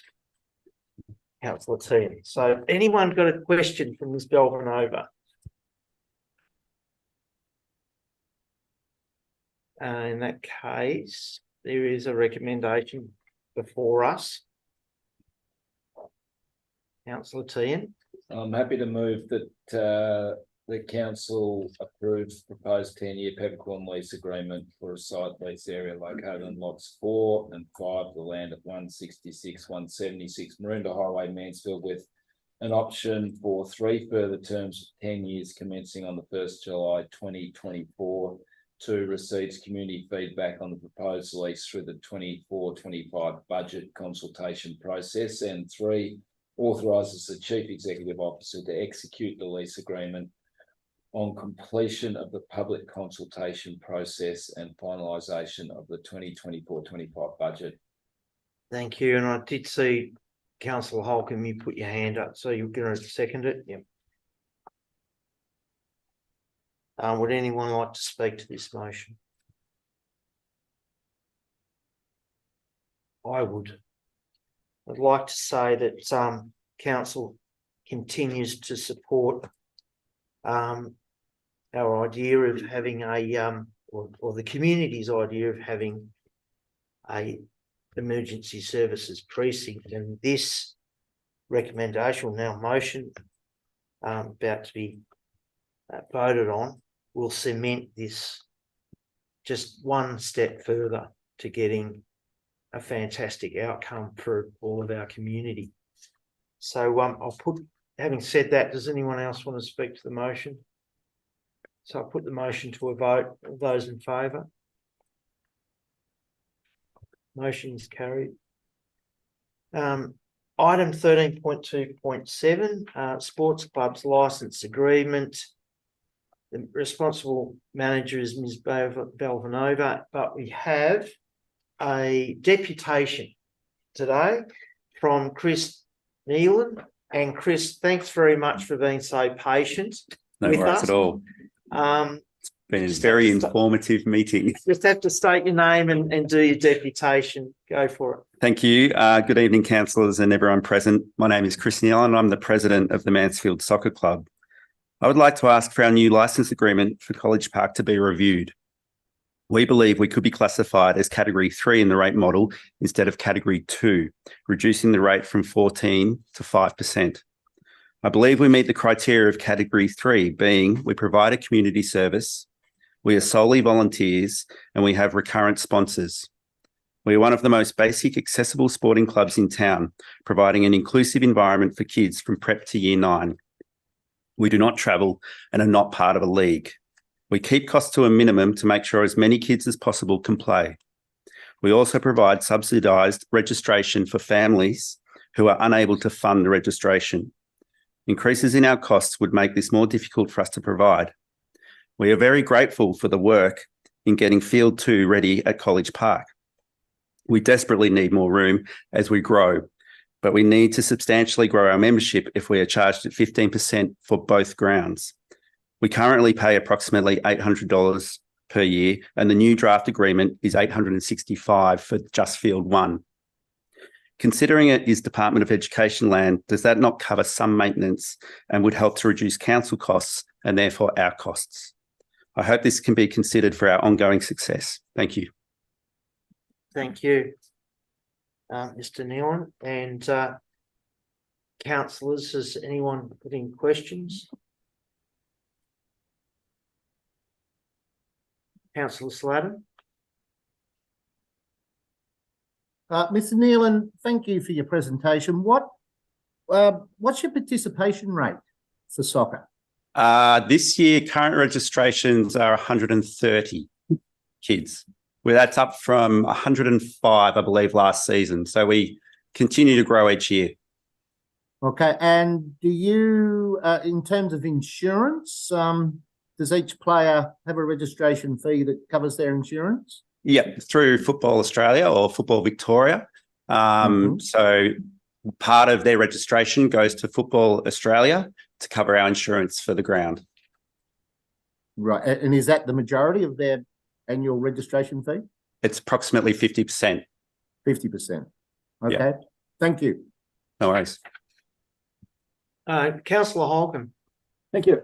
Mr. Nealon, thank you also for the presentation. It's male and female, boys and girls? Yep, absolutely. Yes, across all ages. We probably have a higher participation of girls in the younger years, and we're trying to encourage the teenagers. Part of that is one of our new programs we're doing on Wednesday night training is a female-only group for 12-year-olds and up, all the way through to their mums and their grandmas. And we've tried to provide that as giving a sort of safer, more comfortable space for teenage girls, because we were noticing a decrease as the girls got older within the teenage group. And so that's one of the things we've been trying to increase in the last couple of years. Thank you. Councillor Webb. Thank you, Mr. Mayor. Just one quick question. Do you hold any games? Do you have any entry fees or anything like that if you do on the weekends? No. So we just play inter-club games. So between our kids, we divide up into our age groups and we do skills, fitness training, and then play a game. We don't have any other. Last year we had Alexandra come with, I think, 10 kids, 12 kids to come and play our kids, but it's very much a social sporting club, let's say. The kids love it, but we don't actually charge any sort of entry for games or anything like that. Thank you, Chris. Councillor Tian, next to me. Yeah, just it says that you're using one field, but you've mentioned you'd be using two now. We'd hope to. So once field 2 at College Park is complete, the work's been happening now, and we're just waiting for the grass to bed in a little bit more. Then this year, if the ground is ready, through speaking with Kim and Maya, that we might start to use that a little bit as an ad hoc basis. Into the future, we'd like to book that in as a permanent part of our game structures on the Sundays. So we run every Sunday between 10 and 12:30. Currently, we're having to do a mixed structure to try and fit all the kids in. And it's really hard with our volunteer base of coaches. We just do it because our kids are there. And so at the moment it's stretching that out, but we'd like to be able to play on field 2 as well, also to increase our participation through to adults and up to 18. So at the moment we cut off at year 9, basically 16, because we can't fit everybody in. So those teenagers play socially on Wednesday nights as a separate concept, but we'd like to bring that back into Sundays so the smaller kids can see that progression through to teenager and under 18s, and they can actually see those kids playing rather than it happening on Wednesday nights. And where do when they progress past here, where do they go to play then? We have a few kids who've been through our club who actually end up playing over in Shepparton. It's some of the leagues over there. A lot of it ends up social games. And then I do know of other kids who then at university have played indoor soccer or foosball, different things. But it'd be great if we could get to a point where, one, we've got enough fields that we can actually then start to possibly host other clubs to come to us. We've provided some skills days with semi-professional players from Shepparton. And when they come to our grounds, and it's a great credit to the council and the groundskeepers, those professional players or semi-professional players are blown away by our field up at College Park and just think it is a very impressive facility, and have even stated that they'd love to come and do, training practice matches pre-season because it's such good space. Hopefully we can get to the point where we might have a team that can travel in those teenager years and go and play in leagues in Shepparton or Wangaratta. That's one of our goals.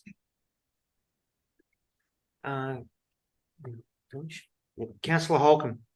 So, Mr. Neely, how often do you use the ground? So it's obviously on the Sunday. Do you use it for training during the week? Or So also then midweek we do a Wednesday after school between 4 and 5 o'clock for grade 3s and up into secondary kids. And at that same time, the female group is training as well. We'd like to progress to a Monday night possible training for the older kids, and even potentially maybe move that female group around to have a second night as well, just to create some more. But in our current agreements, we've just been doing the Wednesday afternoons and Sundays. In the new license agreement, I believe we've got still the Sundays and the Wednesdays. So it's only an hour on Wednesday and then 2.5 on Sundays. So it's pretty small timeframes. Any other questions, councillors? In that case, thanks, Mr. Thank Nealon. you. Thanks very much. Welcome worries. to sit down. Councillors, have you got any questions for the responsible officer on this agenda item? Councillor Webb. Thanks, Mr. Mayor. Ms. Balnova, just double checking that the calculation was sort of made with those hours of use in mind. Is that how it was calculated? Thank you, through Mr. Mayor. Yeah, the calculation is based on a land value, and it's based in line with our property leasing and licensing policy as the same calculation method for every single sports or lease and license holders across. Chris mentioned that they could align with category 3, but based on our current leasing and licensing policy, category 3 clearly specify non-sporting groups that provide a community service. That's why soccer was aligned with category 2, which is 14% of the value of market value to be charged. And the fee has been increased from $779 to $856, which from our perspective is basically CPI increase.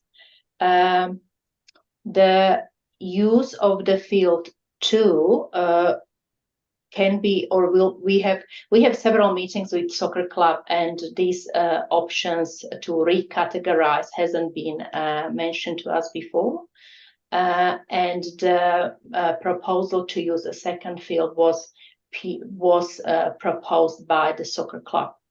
And we promise we will be exploring that option, and we are in a process of updating property leasing and licensing policy or reviewing it through the community engagement. And we've asked every single lease and license holder for their feedback. So that leasing and licensing policy, that's out for consultation now, is that correct? Yes, the consultation has finished on 7th of May. But based on the current valid leasing and licensing policy, the soccer club is this community group who conduct sporting activity for members and guests, and that's why they were aligned for a category 14%. Okay, thank you. Councillor Holcomb.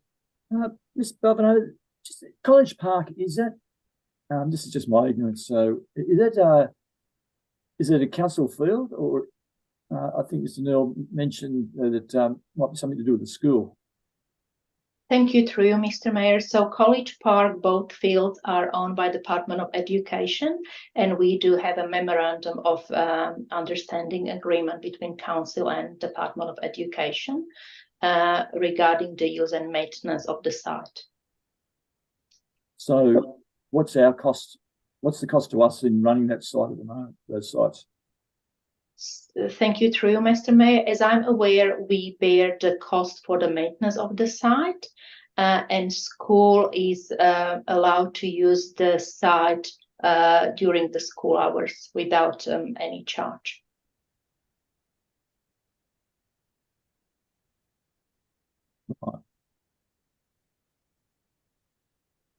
So that's quite different to a lot of the other sporting clubs, isn't it? In terms of the ownership of the ground, is that right? Through you, Mr. Mayor, I might talk to that one if that's okay. So we have a range of different ovals with different land tenure that we manage. So the Mansfield Rec Reserve and Lords are ones that are owned and managed by council as the standard, the normal land manager, I suppose, as you would say. We've also got, for example, Bonnie Doon Rec Reserve, which is a Crown Land Reserve, so which we now manage and maintain on behalf of the community there. And then in this instance, College Park with the 2 ovals now, that the other one's been brought up to a standard, which has been a great piece of work from our field services team. is on Department of Education land, but we do have obligations in relation to the maintenance and upgrade of those facilities. That generally falls with council. So in terms of the work that's done on those sites. So it's one of the, we've got 3 different sort of tenures on sporting ovals in the municipality that we work with, and we have a similar maintenance requirement for all of them. Yeah. Councillor Sladen. Thanks, Mr. Mayor. Ms. Belvanova, I always like to read the alignment to council's plans and policies. And I notice in this one that the alignment to the council plan, theme 1, connected and healthy community, strategic objective 2, activities that promote connection and fitness for our people and visitors, strategy 2.2, create an environment where community and clubs can recreate, socialise and contribute to the health and well-being of the community. Can you tell me how these leases align with those objectives? Thank you, through you, Mr. Mayor. I would say though those leases are aligned with our council plan in regards with those contribution from the clubs. Council would be able to provide much better sporting fields and provide better maintenance. That means provide better space for our community to train and hold games. We have done a very detailed calculations of maintenance cost of our sporting fields. And to be fair to all ratepayers who are not involved in the sporting clubs, this seems like a little percentage of contributions from lease and license holders to contribute to be able to provide certain level or maintain the certain level of standards which we can provide back to those sporting clubs. Thank you very much. Councillors, any other questions? Okay, there's a recommendation before council. Mr. Mayor, could I put forward an amendment to the recommendation that's there, and that would be just taking point 2 down to point E and leave point F to be further discussed with the executive. And leave that out. Okay. Councillor Holcomb has put forward a recommendation that is proposed that the motion in front of us with point F deleted and instead will be discussed internally. Is that correct? Yeah, I think just so there's more discussion to it.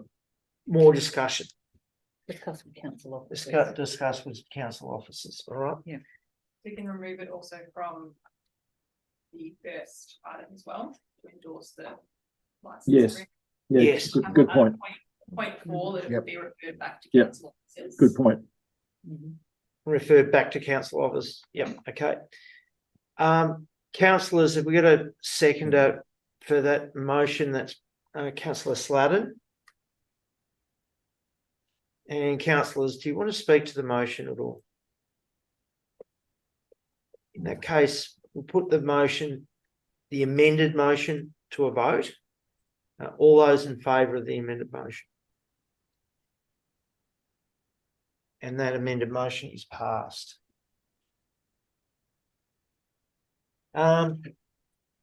Thank you, Chris Nealon, for your attendance. You're welcome to stay here if you can stay awake. Go. Thanks very much for coming in. Thank you. So it takes us to item 13.3.1, our investment policy, and the responsible officer is Financial Controller Michael McCormack. And we also have James Alcanaz coming in for the item after this. So welcome, gentlemen, to the meeting. Councillors, have you got any questions for Mr. McCormack? And in that case, there's a recommendation before council. So, Councillor Holcomb. Thanks, Mr. Mayor. The council endorsed the investment policy 2024. Thank you. Seconded to the motion, James, Councillor Tehan. And would anyone like to speak to that motion? No. Nothing straightforward. Yeah, put the motion to a vote. All those in favour? The motion is passed. Thank you. Quarterly finance report, 13.3.2, and responsible officer, coordinator, financial planning and analysis, Mr. James Alcanaz. Welcome, James. Councillors, have you got any questions for Mr. Alcanaz tonight?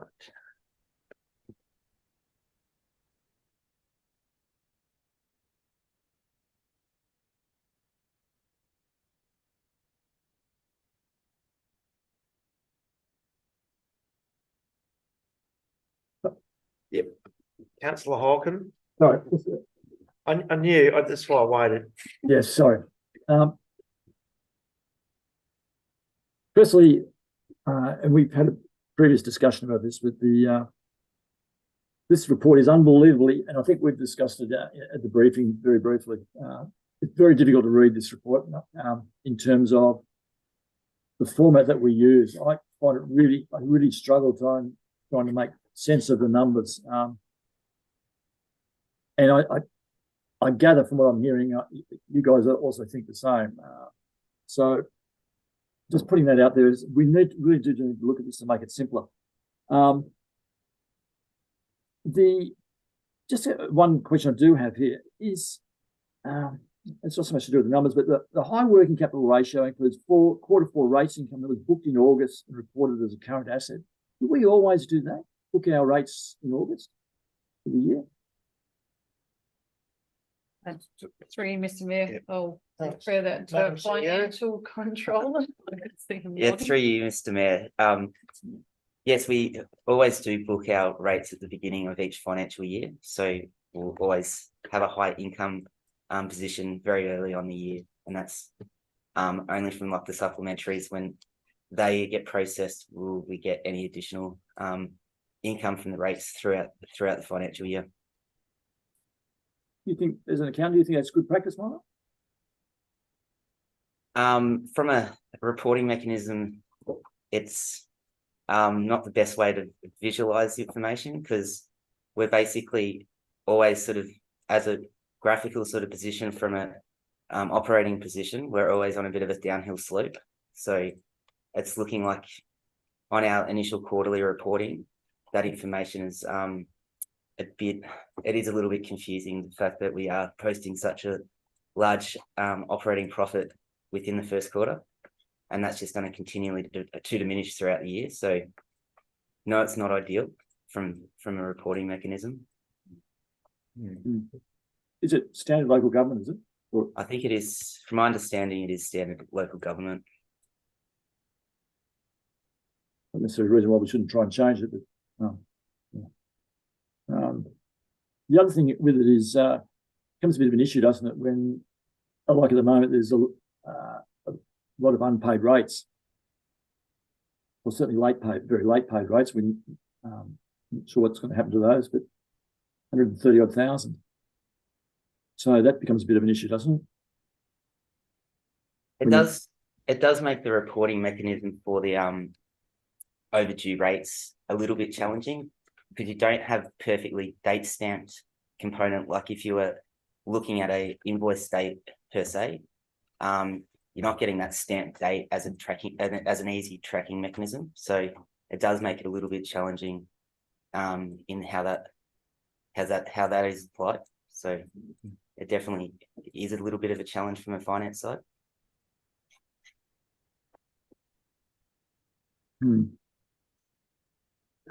Councillor T. So this quarterly update on operating has given us a $732,000 unfavourable variance, but the forecast for the end of the financial year, which is not far away, is back to favourable, was more favourable than none. How confident are you that we'll actually achieve that position that you've represented there in the operating budget? Through you, Mr. Mayor,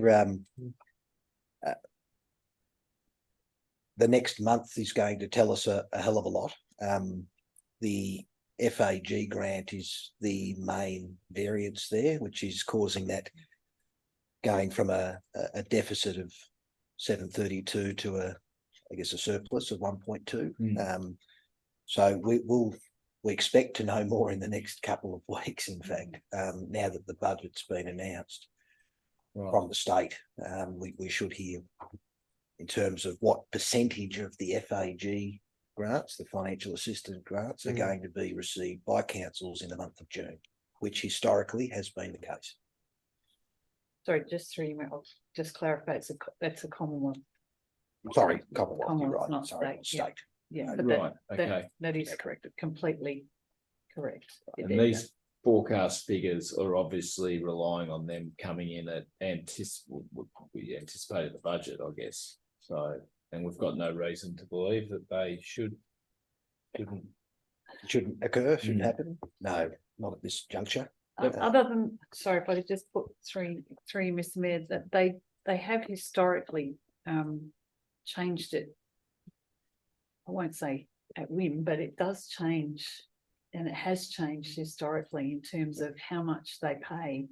Like for an example of that was they actually paid 100% of the 23-24 in the year prior, in June 22-23. So it does really distort the way the results are reported. That's through you, Mr. Mayor. That's a valid point, Madam CEO, that the funds that are technically budgeted to have been received during the 23-24 period have actually been received from an FAG grant point of view. Adds that. And then the budget forecasts that you're going to receive the 24-25, but you don't actually know what's going to be received until June. So it does make or when it's going to be received. Yeah. Okay. Yeah, Councillor Holcomb. Just with respect to it's following on from Councillor Teen's comment, but the non-recurrent operational grant income, which is mentioned on page 64, is a bit over $1 million lower than budget due to the net of the following variances. Those variances there, bushfire recovery, all that sort of stuff, are they due to come in, those grants? And if they are, they're all due to come in the next few weeks. All those ones there, apart from the FAG and all some of the bigger ones, these ones are all, we're relying on them coming in next week. And if that's the case, are any of them doubtful? So I'm happy to answer that one through the Mayor. So that I just emphasise that this is reporting against, it's a year-to-date report, and it's as of the end of March. So some of those may well have already come in, and running down the list, I know that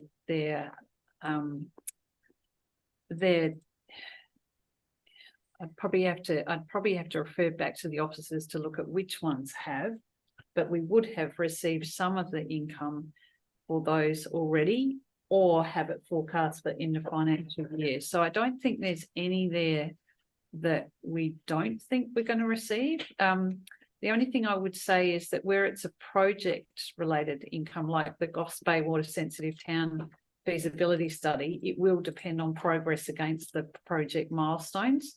So we will get it, but whether we get it, which side of the in a financial year we get it, will depend on meeting the project milestones.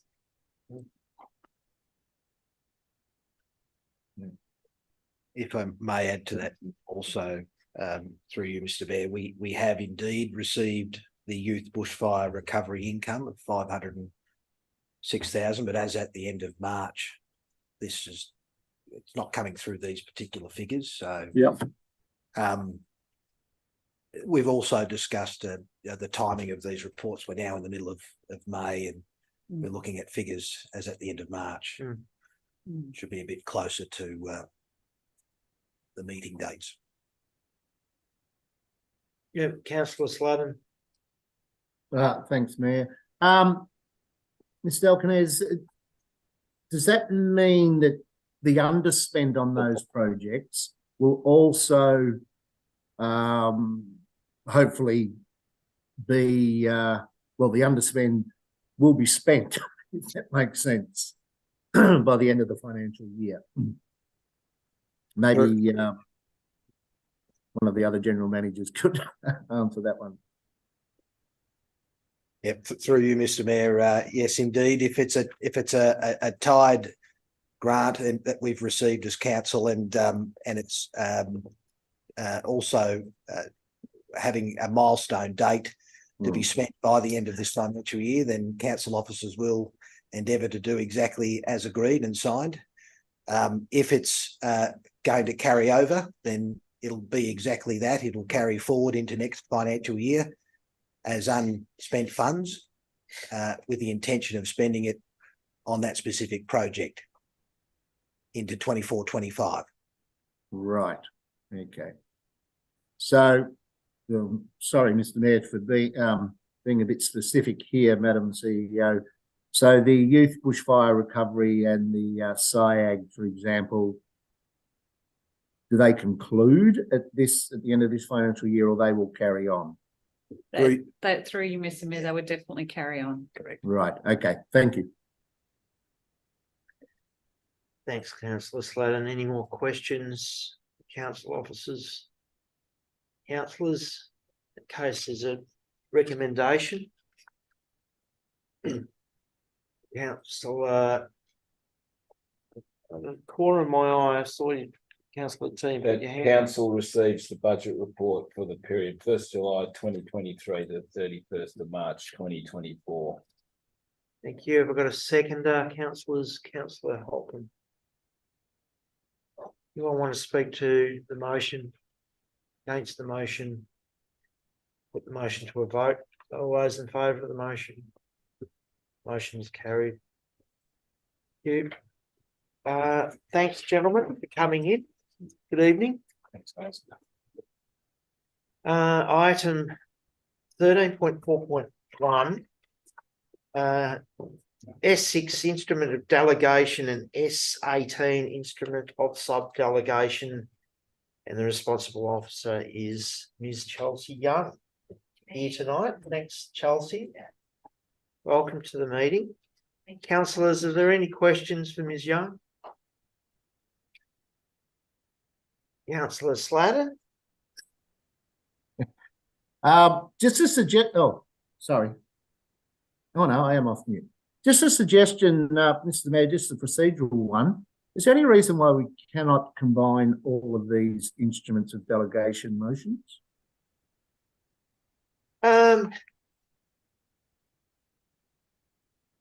So the council meeting resolution, no, well, there's only this one, isn't there?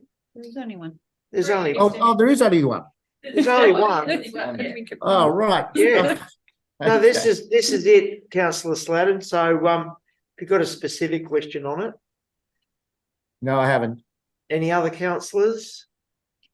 In that case, there's a recommendation before you. Councillor Holcomb? Thanks, Mr. Mayor. The recommendation is per page 68 with 6 points. Thank you. And a seconder, Chancellor Tian. Anyone want to speak to the motion? Speak against the motion or put the motion to a vote? All those in favour of the motion? Motion is carried. My apologies, Mr. Mayor. I was looking at all the attachments. I thought they were all. Oh, right. Yeah. Agenda right. Item 14.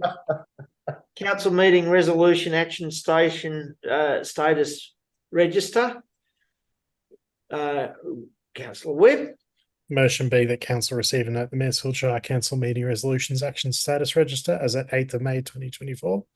Thank you. The seconder, Councillor Holcomb. All those in favour of the motion? Motion is carried. Item 15, advisory and special committee reports are nil. Item 16, the authorisation of sealing of documents, there is nil. Item 17 is the closure of meeting for members of the public. Councillor Teahan. Council closed the meeting of members of the public under section 66(2)(a) of the Local Government Act 2020 to consider confidential reports in accordance with section 66(2) of the Local Government Act 2020 for the reasons set out below, section 18 below. Thank you. We've got a seconder to that motion, Councillor Webb. Councillors, put the motion to a vote. The motion is carried. Everyone, we will be back. I wouldn't say shortly because there's a fair bit in front of us, but we will be back. Thank you. Oh. Do you want to go and have a... See you guys. Yeah. See you, Sean. Thanks for coming in, mate. No worries. Hope to learn something. Yeah, no worries. Do you want to have a break for 5 minutes, Jones? You get a toilet break? No, I'm just trying to get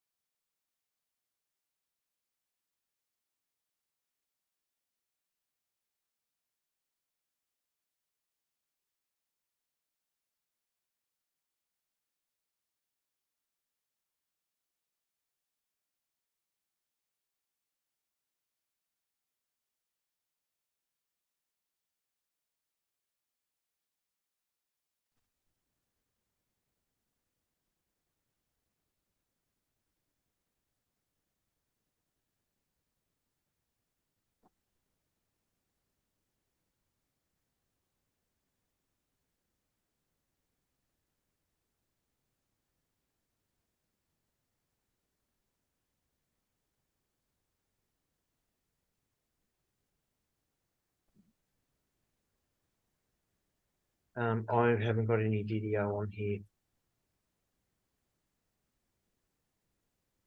Why is that? You have to ask the staff.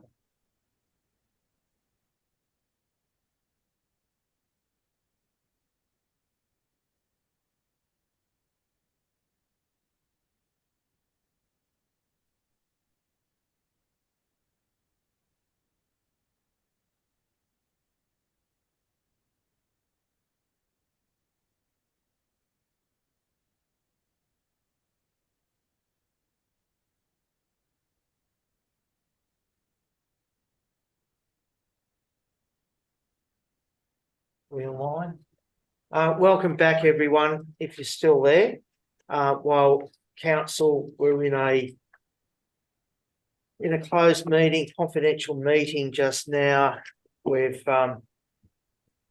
voted to award a lump sum contract, the cleaning of council assets to H&A Traders Proprietary Limited for $284,393.55 per year for 3 years. Item 18.2 is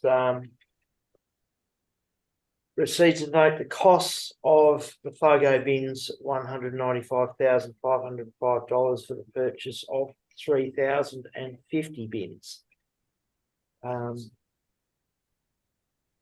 And item 18.3 was the tender award for Rifle Butts Road.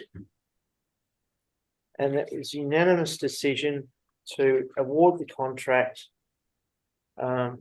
to Grampians Excavation Civil for an amount of $3,723,617 ex-GST, including provisional items, the cost of that contract.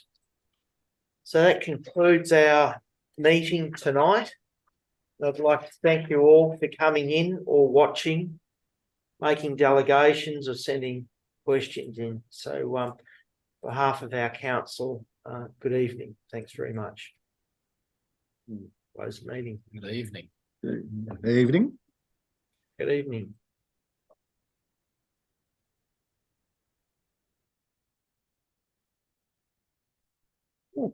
It's snuck in. Yeah, done. Yeah. Done.